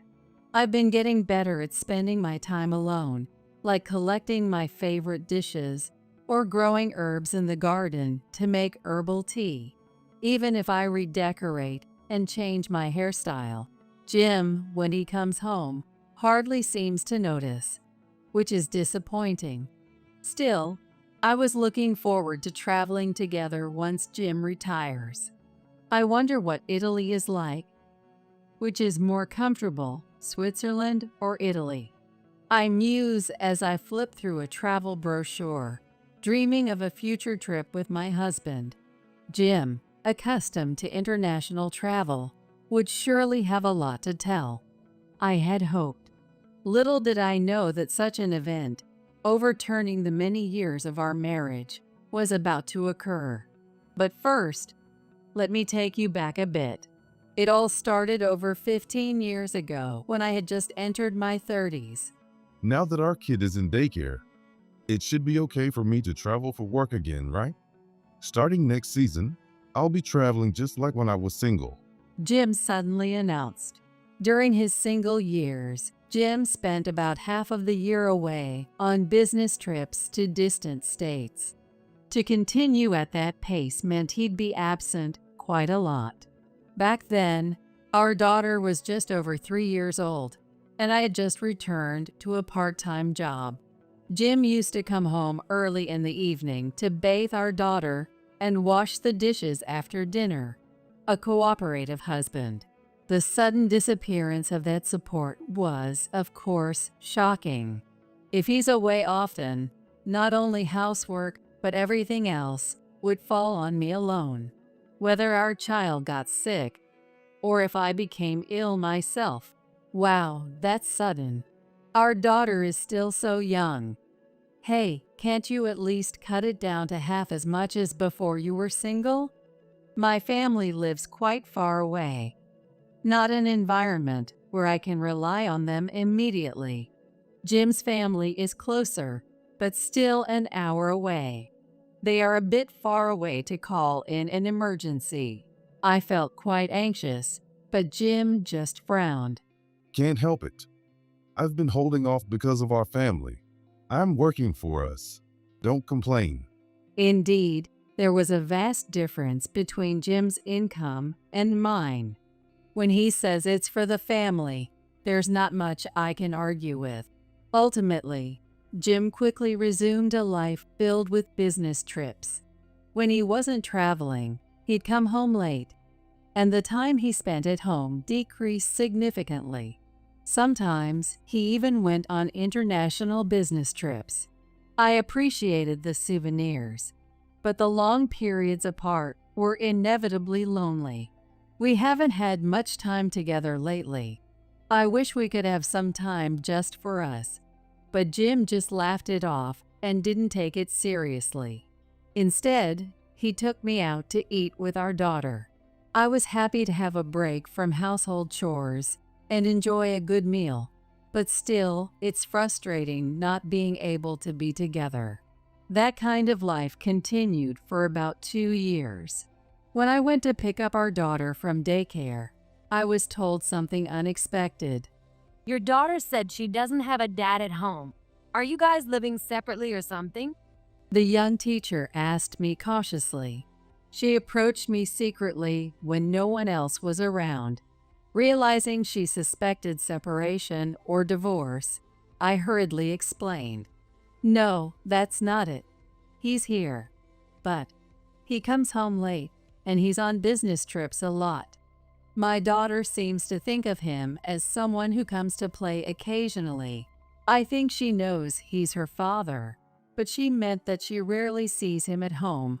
The teacher understood and apologized, but I felt a tightness in my chest. The cooperative man from when our daughter was a baby was gone, and recently Jim had become a husband who hardly participated in parenting. For our daughter, he might as well not be there. I continued to raise our daughter alone, and as she was about to graduate from high school, strange things began happening around me in my mid-40s. I started receiving persistent harassment. At first, I thought it was my imagination. The flowers at the entrance began to wilt easily, and just when I thought they had bloomed, they were torn off. I'd also find garbage thrown in our small yard. The tires of my bicycle, which I had just pumped up, were inexplicably flat. Upon closer inspection, several nails were stuck in them. The doorbell rang, so I looked through the monitor, but no one was there. I hesitantly opened the door after a while, and what met my eyes was a big drawn line. Someone had scribbled with a black marker on our white wall. When I asked the neighbors, it turned out that my house was the only one experiencing this. It finally dawned on me that someone was deliberately targeting my house to cause harm. No one had seen any suspicious figures, but it was creepy not knowing who it was. I immediately consulted Jim, scared, but his response was unbelievable. Harassment? That's just your imagination. Let it go, He said as he loosened his tie, clearly showing his annoyance. I was disappointed that he didn't offer to help. I couldn't help but grumble. You could at least listen to what I have to say. You've been so cold lately. This is your home too. And what if something happens to our child? Then Jim's face turned visibly irritated. I thought he might at least be concerned if it involved our child, but it seemed he didn't care. Jim listened to my complaints in silence and then retorted with a click of his tongue. Be quiet. I'm tired. If you're going to complain that much, deal with it yourself. With that, He left me in astonishment and disappeared into the bathroom. I didn't expect him to ignore me like this. That night, I couldn't sleep at all and ended up exhausted. The next morning, Jim overtly tried to cheer me up. He made toast and even brewed coffee, though I hadn't asked for it. Sorry about last night. I was tired and irritable. So what's up? What were you talking about? He asked me what had happened, even though I had already explained everything the night before. I was disappointed he hadn't listened, but maybe I should be grateful he was willing to hear it again. After listening to my story again, Jim hummed through his nose. Then, with a casual tone, as if it were nothing special, he said, Maybe it's just kids playing a prank? You'll lose out if you worry about it. A scribble won't bring the house down. Just leave it be. It'll probably stop soon. Well, if you catch them doing it right in front of you, just yell hey at them, huh? His dismissive tone made me sad, realizing he didn't understand my worries. But perhaps there was some truth to Jim's words. I decided to pull myself together and look on the bright side. However, the subtle harassment continued for a long time. And now, I'm 50 years old. Jim is still frequently away on business trips. He mostly travels to 2 places. The short trips to a state about a 2-hour train ride from our home, and the longer trips, nearly a month long, to a state about a 2-hour flight away, which is closer to Jim's parents' home. When he is home, he mostly sleeps. He can be a bright and kind husband when we talk, but I've given up on his help with the housework. The subtle harassment continues and has already gone on for years. I finally got fed up and decided to take action, even hiring professionals to find the perpetrator. If we can clearly identify the person, it will surely be a relief. I wouldn't shy away from suing them. I've always wanted to say that, excitedly waiting for the results, but then I learned something shocking. The person harassing me was someone I never expected. I was utterly devastated. I immediately told my daughter, who had already moved out, and my parents. They gave me many comforting words over the phone, but I felt completely unable to recover. I cried for 3 days straight, eventually pulling myself together alone. Jim is coming back next week.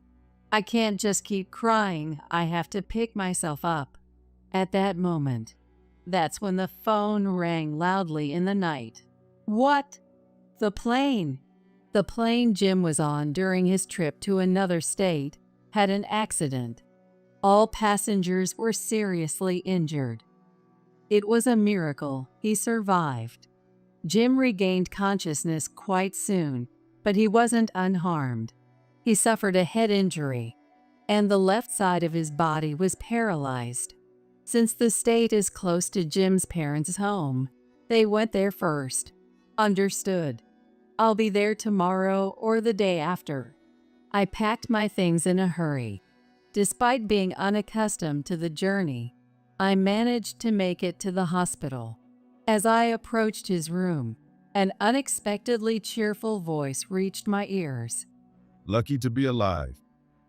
My right hand's still good. I sighed and opened the door. Jim was wrapped in bandages around his head and arm, but seemed surprisingly well, which was a bit of a letdown. Noticing me, Jim managed a somewhat awkward smile. His parents noticed me and stood up to greet. Sarah, we're going to be a burden on you from now on. His mother, Bonnie, told me that. From now on, huh? I murmured to myself. I must have looked quite stern. Then Jim's father, Michael, said gravely, It's tough to burden a wife at this age. If it's too hard for you to care for him alone, we understand if you want a divorce. His voice was filled with pain. I almost interrupted him, saying not to talk like that, as I bit my lip to hold back. An incongruously light-hearted voice was heard. So Dad agrees too. I think the same. Let's get a divorce since we don't want to be a burden. It was Jim who said so.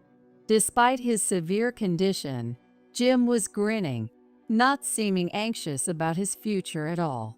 This bizarre scene even startled his parents, but I already knew why Jim was saying such things. Fuming quietly, I finally spoke up. What? We're already divorced, aren't we? Your mistress will take care of you, right? What? Michael, who had been half turned to face me, looked shocked by my words. It must have been a bolt from the blue for him, so his surprise was understandable. Jim's face froze in a half smile, clearly not expecting that I had found out. Beside me, Bonnie looked shocked to hear about the divorce, but showed a different kind of surprise when she heard about the mistress. What? You mean from that time? Bonnie sharply slapped Jim's immobile leg. Michael and Jim looked bewildered. Bonnie's reaction was unexpected for me too, so I decided to ask her for more details. Bonnie, did you know something? Bonnie sighed deeply. She opened and closed her mouth lightly, searching for words. I waited silently until she began to speak. Occasionally, I pressed down on something I had brought with me in my bag to ensure its presence. Finally, Bonnie, glaring intently at Jim, told me this story. One time, when he came to visit home because he was nearby on a business trip, right after he left, I also had to go out for errands, and there he was, walking intimately with some woman I didn't recognize near the station. He said she was his colleague then, but she was a tall young woman with dyed hair and long nails. Hearing the description, I knew immediately who it was. I took out an envelope marked "Investigation Report" from my bag. Selecting one of the bundles inside, I said indifferently, "Oh, that one must be Kayla from another state. Maybe she came along for the trip? It's not far, and I believe your home area is a popular tourist spot, right?" Michael, wide-eyed, took the first bundle. Inside were several photos of Jim, looking a bit flashy and cozy with a young woman. Bonnie also peered over, her face looking like it was the end of the world. Suddenly, Michael seemed to realize something and muttered, "Did you say that one?" I nodded slowly. This was indeed the reason for my utmost despair and resurgence of anger. Jim had a mistress, and not just one. He wasn't just with one mistress. There were at least two, and several one-night stands too. I had already prepared the divorce papers, so he was probably planning to marry one of them after divorcing me. By the way, the other woman is an older lady named Jessica, quite wealthy and single. I pulled out the second bundle. This contained photos of a distinctly different type of woman from the first, looking enraptured as she leaned on Jim. More images clearly indicated their relationship. Even Michael had to look away. So, that divorce form you had in the closet, I've taken the liberty of using it. Kind of me, right? A chance to divorce without alimony. Let's get married. You even mailed that to Kayla. You should be pleased. As I said this, Jim made a face I had never seen before. The shock might have been from finding the divorce papers, or perhaps it was from knowing the content of the emails I mentioned. Jim turned his face towards the wall, remaining silent. Even though he might want to escape, his body won't move. That's probably the only form of escapism he can manage now. Thinking about it, it is pitiful that he's become disabled. However, I have no intention of showing mercy. Originally, when he returned from his business trip, I was ready to confront him with a lawyer. Things have changed a bit, but it just means that Judgment Day has come a bit sooner. I gave him another blow. "Come in, Kayla." I called out into the hallway. Then, a tall young woman with flashy nails and makeup entered. It was none other than Kayla, one of his mistresses. Standing beside me, she looked at Jim in his terrible state and grimaced. Gosh. Jim turned his face away from the wall and looked at us, startled. "Can't believe it? I actually had a detective agency track you down." Kayla walked into the room, clearly in a bad mood. Perhaps the inappropriate scent of her perfume indicated she was due to start work soon. Kayla is a nightclub hostess, moderately popular. You said it wouldn't come out. I can't cover this month's rent because of the alimony. It's really annoying. She spat out angrily. After learning from the detective agency that he had 2 mistresses, I heard even more details. It seemed that Kayla wasn't really serious about Jim. So, through a lawyer, I settled things with Kayla first. She easily admitted to the affair, apologized, and said it was all just part of her job. When I mentioned the divorce and demanded alimony, she paid up without any fuss. It seemed all too practiced. When I promised not to tell her family or workplace if she provided evidence of the affair, she agreed with a big smile. The shocking email saying, "Let's get married," arrived just as I was reaching the hospital. As soon as Kayla received it, she reported to me immediately. Wow. Seriously, ma'am, your husband is something else.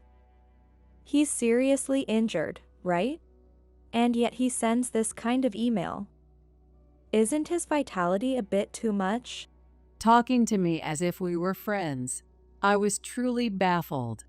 It was clear there was no love for Jim.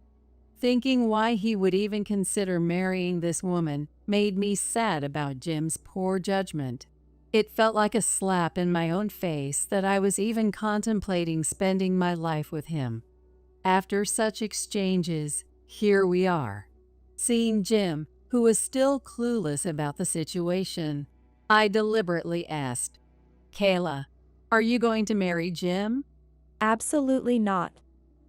You're banned from my bar. So never coming back.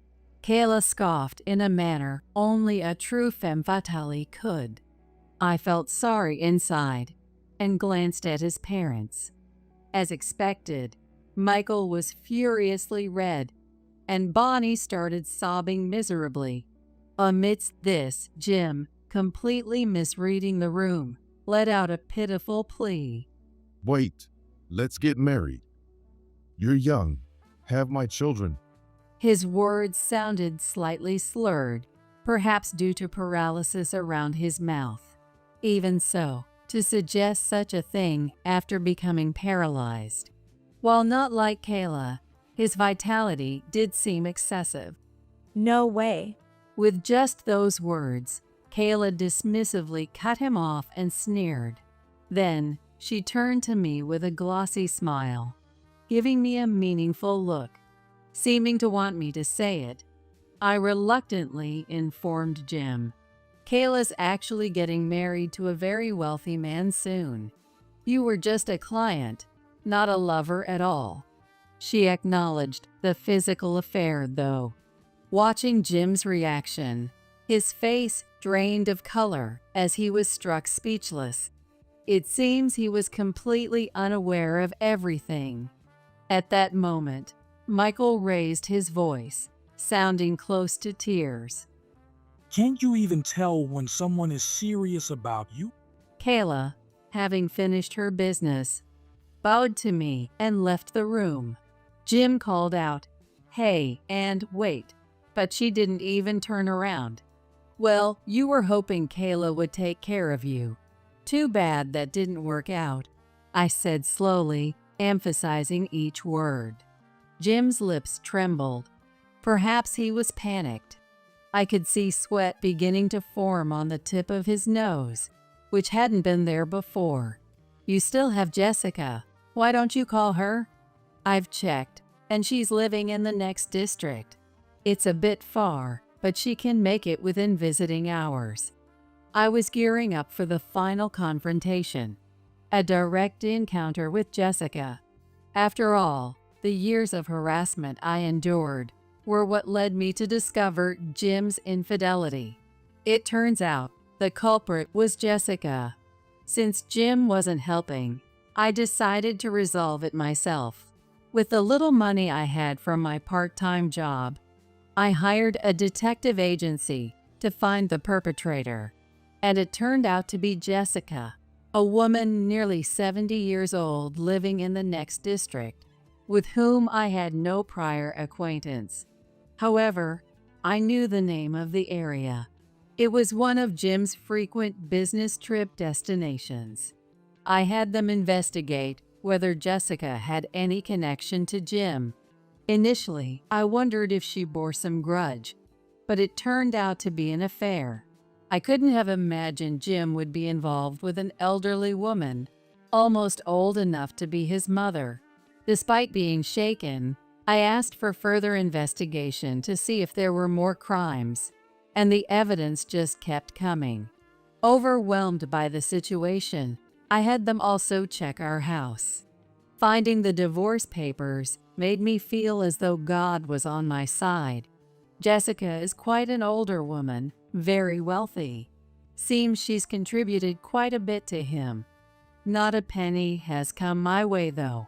I explained to his parents while Jim averted his eyes. But as I finished speaking, he defiantly said, Yeah, that's right. That old lady is totally smitten with me. As you said, she's got money. Even if she's old, she can hire a caregiver. I'll leave my nursing to her. Since Jim couldn't use the phone by himself, I helped him operate the smartphone. The thought that this was our last cooperation as a couple, I was utterly distasteful. Bonnie was already crying inconsolably. It's not surprising to hear that your own son has not one, but two mistresses, and one of them is about your age. It would bring anyone to tears. I'm in the hospital because of a plane accident. Don't worry, I'm alive. Just a bit of trouble with my body. Can you come now? My parents are here too, and I'd like you to meet them. Jim said in a feeble, coaxing tone. Considering his attitude just moments ago, it was the worst feeling. While waiting for Jessica to arrive, which would take a few hours, I stepped out of the hospital room with his parents. We talked about what comes next over some chilled coffee. His parents apologized repeatedly. I hold no grudge against these two, but I did tell them that it's best if our paths diverged here. Eventually, Jessica arrived at the hospital room full of energy, unaware of the chaos she was walking into. Yet, considering the long harassment she inflicted on our family, I thought it fair she feels a bit of discomfort. You. As Jessica walked into the room and saw me, her eyes narrowed angrily. She approached me aggressively, spitting as she yelled, Why is his mistress here? I was taken aback, momentarily not understanding what was being said. But as soon as I grasped Jessica's meaning, all the pieces fell into place. Did you not know that Jim and I are married? Jessica's eyes widened in shock, and her mouth fell open. I bit my lip in realization. Then Michael asked her, What's going on? You are Jim's mistress, aren't you? The woman here, Sarah, she's legitimately Jim's wife. Jessica stood frozen, her expression one of utter confusion. I wondered if she was okay, but then she staggered. I tried to catch her, but she pushed me away. Bonnie, who had been crying, offered her a chair, and Jessica collapsed into it weakly. Jim, though looking uncomfortable, cleared his throat and addressed Jessica. Jessica, well, actually, we're already divorced, right? His question was directed at me at the end. I nodded reluctantly since the divorce papers had already been submitted. Then Jessica sharply looked up. How long ago was that? We divorced this morning, I replied without missing a beat. And at that, Jessica collapsed completely. Jim, who had summoned her, struggled to comfort her. As we waited for Jessica to calm down, the visiting time ended. We all headed to his parents' house. Sipping the tea Bonnie had made, the most awkward conversation began. Jessica lives in the next district, close to one of Jim's frequent business destinations, and is a shareholder in a company that does business with Jim's employer. The name of the company is Simpson Corporation. Jessica's late husband had been a prominent figure at Simpson Corporation. Their meeting happened about 5 years ago, when she visited Simpson Corporation on business and clicked with Jim, who was also on a trip. Excited by a romance with someone 20 years her junior, Jessica was completely smitten. However, she soon noticed another woman's presence around her boyfriend. Following Jim back from his business trip, she saw him enter our house and mistook me for a young mistress who appeared later, prompting her harassment. "Didn't you check with Jim?" Jessica shook her head weakly at my question. It seems she isn't the type who confronts the one who cheated, but rather hates the other woman involved. During this, his parents brought out an album. It contained photos of mine and Jim's wedding, our daughter's birth, and our family over the years. It's true. Oh, what have I done? I was the mistress all along. Jessica murmured in despair. But the real despair was for Jim to come. The end was drawing near. The next morning, we all rushed into Jim's hospital room as soon as visiting hours began. Not just his parents, but Jessica, who had stayed elsewhere. His parents spoke first. The result of yesterday's sad discussion had angered them the most. Jim, what have you done? We told Jessica about Kayla yesterday. Sarah, of course, but this lady too. How much they've been hurt. How could you deceive even your parents? Bonnie, always serious, couldn't forgive him for having 2 mistresses, and she was furious that he lied about divorcing to avoid burdening anyone.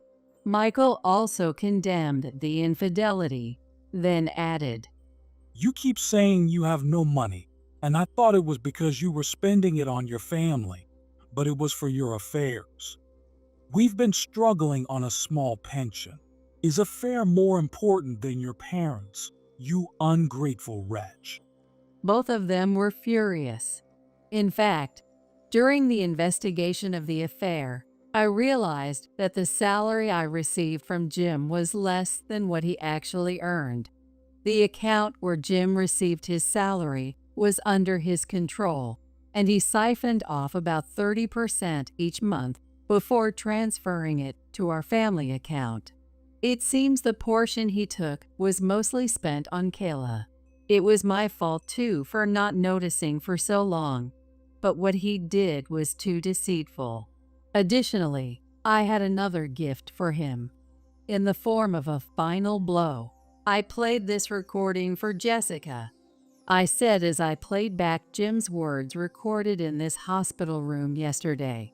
It was the exchange when I told him to call Jessica, primarily for her to hear. Yeah, that old lady is totally smitten with me. As you said, she's got money. Even if she's old, she can afford a caregiver. I'll leave my nursing to her. Jessica's sobbing when she heard Jim's voice was intense. The word anguish seems created for such moments. It looked so severe that it even made the past harassments seem negligible. I began to worry if perhaps I had gone too far.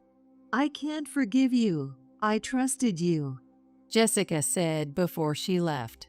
Having lost Jessica, who was supposed to take care of him, even Jim turned pale. Had he not imagined that calling her here would lead to this? It made me realize how oblivious he could be. From the next day, Jim's parents stopped visiting him. There was no communication with Kayla. Jim tried to reconcile with Jessica over the phone, but she was bedridden with despair, and instead her furious relatives confronted him harshly. Jim was abandoned by his mistresses and disowned by his family, with half his body paralyzed, alone. How he planned to live was beyond me. Not that it was any of my concern anymore. After everything was settled, I moved out of the house as I had grown used to. I relocated to a condo perfect for living alone. Just before moving, his parents visited and handed me the alimony Jim owed me in one lump sum. We'll consider our son as if he never existed. We're sorry for the trouble, his parents said one after the other. They were still incredibly angry and showed no signs of forgiving Jim, and they promised to ensure he wouldn't contact me. With all this unexpected money, maybe I should take a trip abroad, now happily single and living well. Jim's actions over the years were so egregious that I squeezed $15,000 in alimony out of him. Although I didn't take any for the affair itself, as Jessica was truly unaware, I did demand compensation for the harassment, which was promptly paid and apologized for. I had already received $5,000 in alimony from Kayla, so now I find myself unexpectedly wealthy. A cold wind blew in my heart, but my wallet was warm. Perhaps I'll take a long overseas vacation with my daughter. I'm going to go on the path to please myself from now on. You need to leave this high-rise apartment because I want my parents to live here. What? Suddenly, Jessica told me to get out, but I couldn't understand what she meant. Get out, but this house belongs to us. Why don't you get it? I said my parents are going to live here. No way.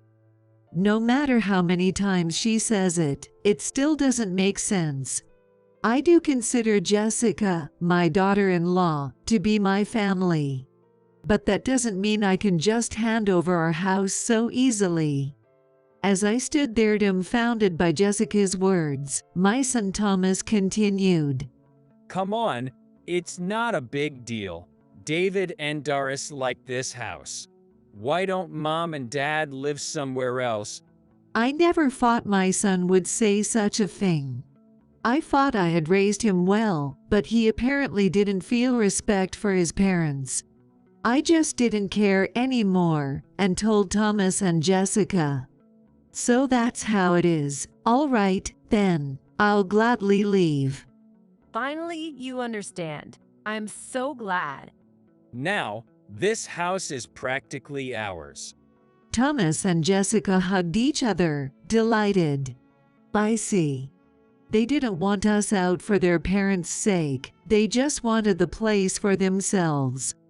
Seeing them so happy made me feel both dumbfounded and angry. There's no way I'm letting them do as they please. The next day, I decided to get back at them. My name is Maria. I'm a 57-year-old housewife. Hey, could you bring me some coffee, please? Sure, just give me a moment. This man, busy looking over papers at his desk, is my husband, Sam. We've known each other since high school and started dating back then. After graduating, he started his own apparel company. Honestly, I didn't think he'd succeed right out of high school. but he made a huge success of it. He has since sold that company, but he continues to succeed in new ventures, and we live comfortably on the top floor of a high-rise apartment. Honey, it's almost lunchtime. Why don't you take a break? Oh, is it that time already? Let's have lunch, then. Living in a high-rise, one might think we eat expensive food all the time, but that's not the case. We dine out maybe once a month, and usually, it's the simple meals I cook. Once, I said to Sam, "Hey, you make a good income. Why don't we eat out more often?" I was honestly tired of cooking at that time. He looked me straight in the eyes and said, What are you talking about? There's nothing better than the food you make. I'm perfectly happy with the meals Maria cooks. Hearing that from him made me incredibly happy. After that, we stopped going out to eat, except on anniversaries or special occasions. One day, as we were having one of our usual meals at home, my husband, Sam, asked me, By the way, how's Thomas doing lately? Thomas is our only son. I haven't been in touch with him recently, nor have I seen him. Hearing that made me worry. I don't know. I haven't contacted him either. He's probably doing good. I see. I was always busy with my work and didn't give him much attention. Maybe he's avoiding me because of that. No way, that's not true. As we finished our meal, joking around, we sat back and watched TV for a while. Then suddenly, Sam's phone rang. Who's calling during my break? Work or? Huh? What happened? It's from Thomas. We had just been talking about how we hadn't heard from him in a while. Speak of the devil. Hey, that's great. I'll be waiting then. He hung up the phone, seemingly happy. I guess he was glad to have talked to him after so long. I thought that was all there was to it, but it turns out I was wrong. Get ready for a shock. Thomas is getting married. Oh my God, really? I couldn't help but let out a strange noise.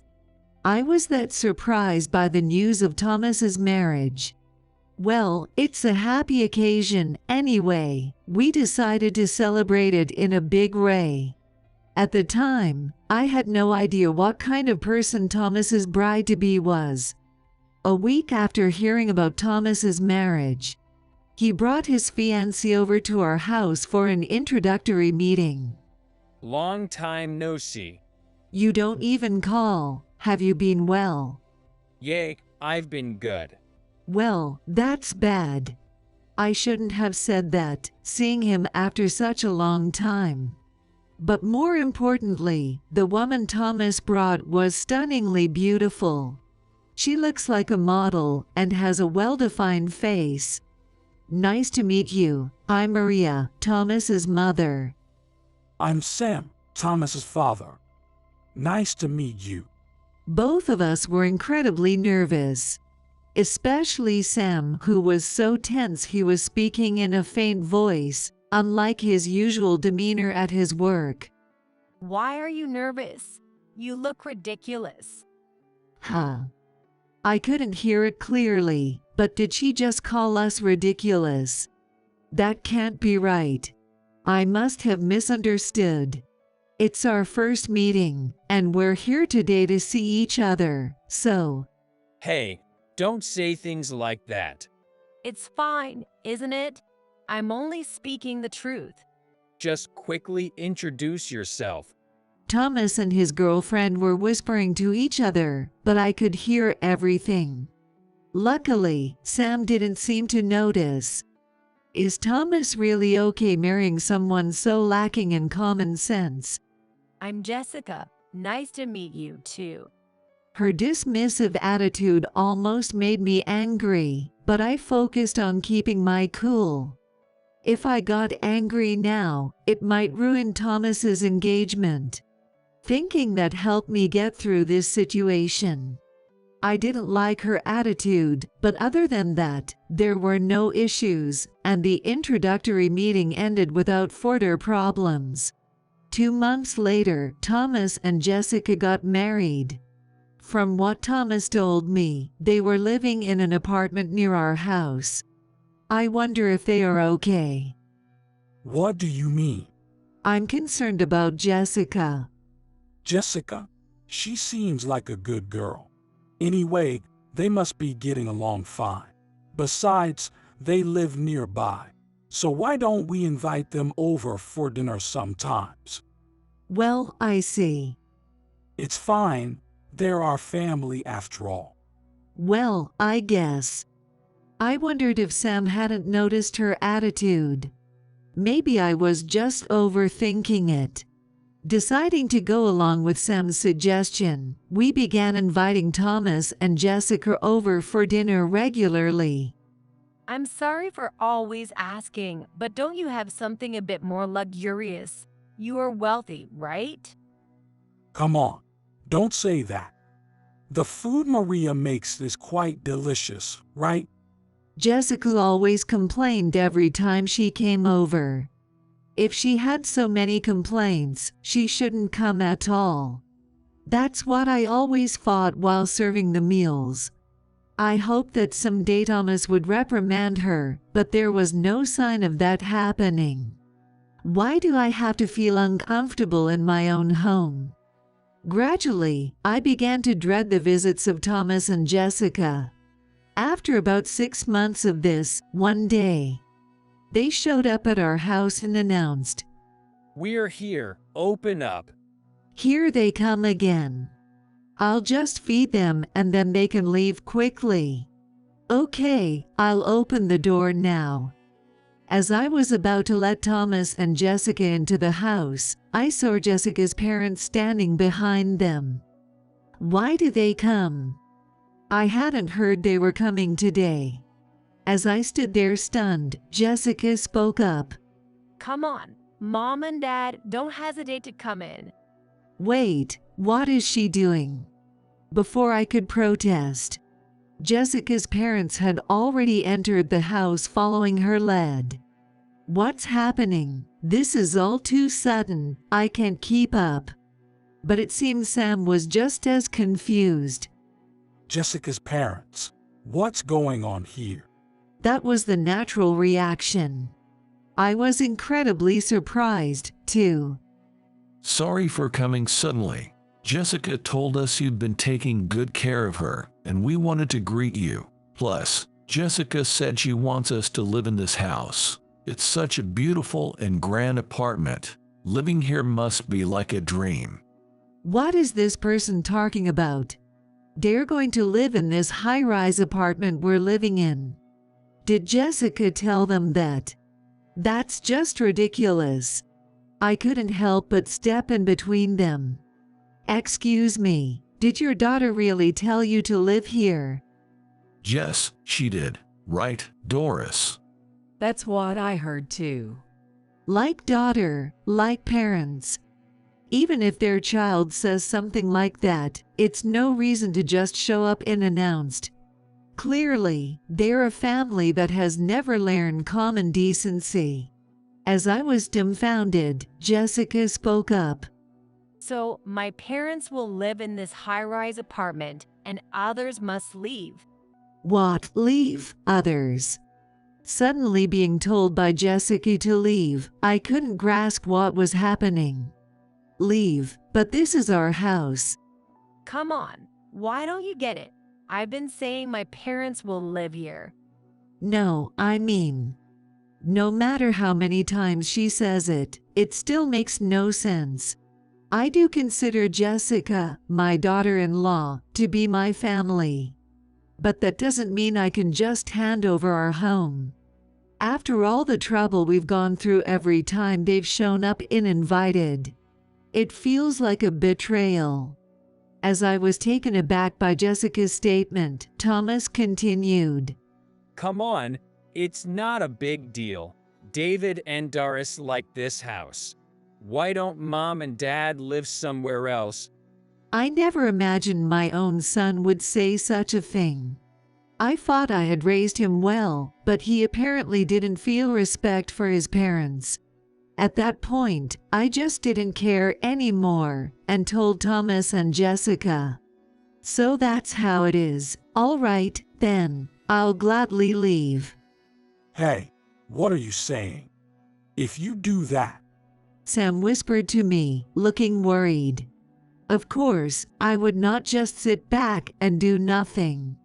Never mind, just do as I say for now. When I responded, Sam quietly muttered, "Okay." Finally, you understand. I'm so glad. Now, this house is practically ours. David and Doris, feel free to live here. Thomas and Jessica hugged each other, delighted. I see. They wanted us out not for their parents' sake, but because they eventually wanted the house for themselves. Seeing them so happy made me both dumbfounded and furious. They can enjoy this only for now. Today, we just came to talk about this. We'll be moving here the day after tomorrow. Saying that, they all left with smiles on their faces. They must be joking. There's no way I'll let them do whatever they want. I won't let them have their way. As they walked away, I resolved to bring them down. That night, Sam called me. about what happened this afternoon. What was that about? Saying we'd give up this house so easily. What are we going to do about where we live? Of course, I knew he would say something like this. I'm not so naive as to stay silent while being pushed around. I admit it was wrong of me to say that on my own, but you saw how Thomas was trying to push us out, right? After all the care we've taken of him, to be treated this way isn't right. I think it is about time I show him what happens when you insult people. Well, I sensed their attitude was off. But what are you planning to do? It's simple. Let's sell this house tomorrow. Seriously. Once we sell this house, we're no longer the owners, right? They can't just move in on their own. Then, we'll use the money from the sale to move somewhere even better. I see. You really do come up with bold ideas. If we don't do something like they will never learn, I'll make sure they regret angering me. Then we began packing our belongings. We've never been much for possessions. So we quickly finished packing our belongings into just 3 boxes each. Phew, that should do it. So, what's next? Let's continue tomorrow. It was late at night, and no real estate agents were open. We decided to go to sell the house the next day, and went to sleep in our tidy room. The next day, we rushed to a real estate agency near the local station early in the morning. Our high-rise apartment was in a great location with excellent sunlight, and the agent told us it could sell for a high price. Then, let's sell it. You agree, right? Yeah, no choice. So, Sam signed the sales contract, and we completed the sale of the house. In the spur of the moment, we were drawn to the interior of what could only be described as a mansion, and signed a contract on impulse. I wonder what they would think if they saw our new house. Later, we had a few friends of Sam who were involved in his business come over to help us clear out the remaining items that day. However, we couldn't move into our new place yet. For the time being, we decided to store our things in Sam's company warehouse. Should we just go to a hotel for now? Sounds good. So, we stayed in a hotel that night. I couldn't help but smirk, thinking of how Jessica must be excitedly preparing to move in. I was looking forward to what they would say tomorrow. The next morning came, and I was woken up by a phone call. It was Thomas. Hey, I just got to the house, but no one's answering. You're there, right? Open up. He really did come. Of course. They must have thought they could move in. What are you talking about? There's no one there. What? Don't mess with me. Where did you go? Come back quickly. David and Doris are waiting too. That's not my problem. Who said anything about giving the house away? Hearing Thomas's panicked voice, I couldn't help but chuckle. In the next moment, Thomas yelled at me. What are you laughing at, you old hag? I'm telling you to come back home. Old hag, that's quite the way to talk to your mom. I have no intention of coming back. What the heck? Hey, wait a minute. Thomas seemed like he wanted to say more, but I unilaterally hung up the phone. After that, he kept calling persistently, but I ignored all the calls. We'll tell them everything once we're done moving, so just wait quietly. Thinking this, we turned off our cell phones. A week later, Sam received a call from the real estate agent. It seems we can now move into our new home. Finally, we can escape hotel life. It was surprisingly quick, wasn't it? Shall we go right away? We headed to our new home immediately after receiving the call. As soon as we entered the room, we were amazed. This place looks just like a luxury resort hotel room. Really? It's incredible. We had seen photos of the interior at the real estate office, but the real thing far exceeded our expectations. Our previous home was also quite splendid, but this was incomparably luxurious, and we were overwhelmed. Phew, is that all the luggage? Yeah. I'll make sure to properly thank our friends. Please do. After our friends had brought in the belongings left at Sam's company, I remembered Thomas. When I turned my cell phone back on, there were numerous missed calls and messages. Well, it's about time. Hey, I know we just moved, but can we invite Thomas and the others? Seriously. I thought you moved because you were fed up with them. That's exactly why.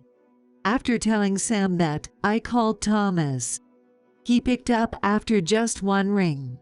He must have been waiting for the connection. Hey, you have been turning off your phone for a long time. Where are you now? Why are you so angry? I'm at our new house now. What? I'll send you the location now. Come over. After hanging up, I sent Thomas the location via message. Within 30 minutes, our home's doorbell rang. They're already here. Who is it? We're here. Let us in quick. Through the monitor, I could see Thomas, red-faced and breathing heavily. Jessica was with him. All right, come on in. After I unlocked the lobby's auto lock, it took about 5 minutes before the doorbell rang again. They've arrived. It's finally time for some revenge. Please, come in. As I let Thomas and Jessica into the house, including Jessica's parents, all 4 of them were agape. What is this house? Looks like a hotel. It's too incredible. Both were astonished by the luxurious interior. I sat back on the sofa and addressed them. What brings you here, I wonder? Yay, that's right. Get us in that house. Yes, Maria, we were inconvenienced without you. Let us live in that house quickly. It's pitiful for my parents. Both of them seemed quite desperate. Seeing their state, I couldn't stop laughing. What are you two rambling about? What do you mean? You really thought you could live in that house? But you said you were moving out. Yes, I did say I was moving out, but who said I was giving you the house?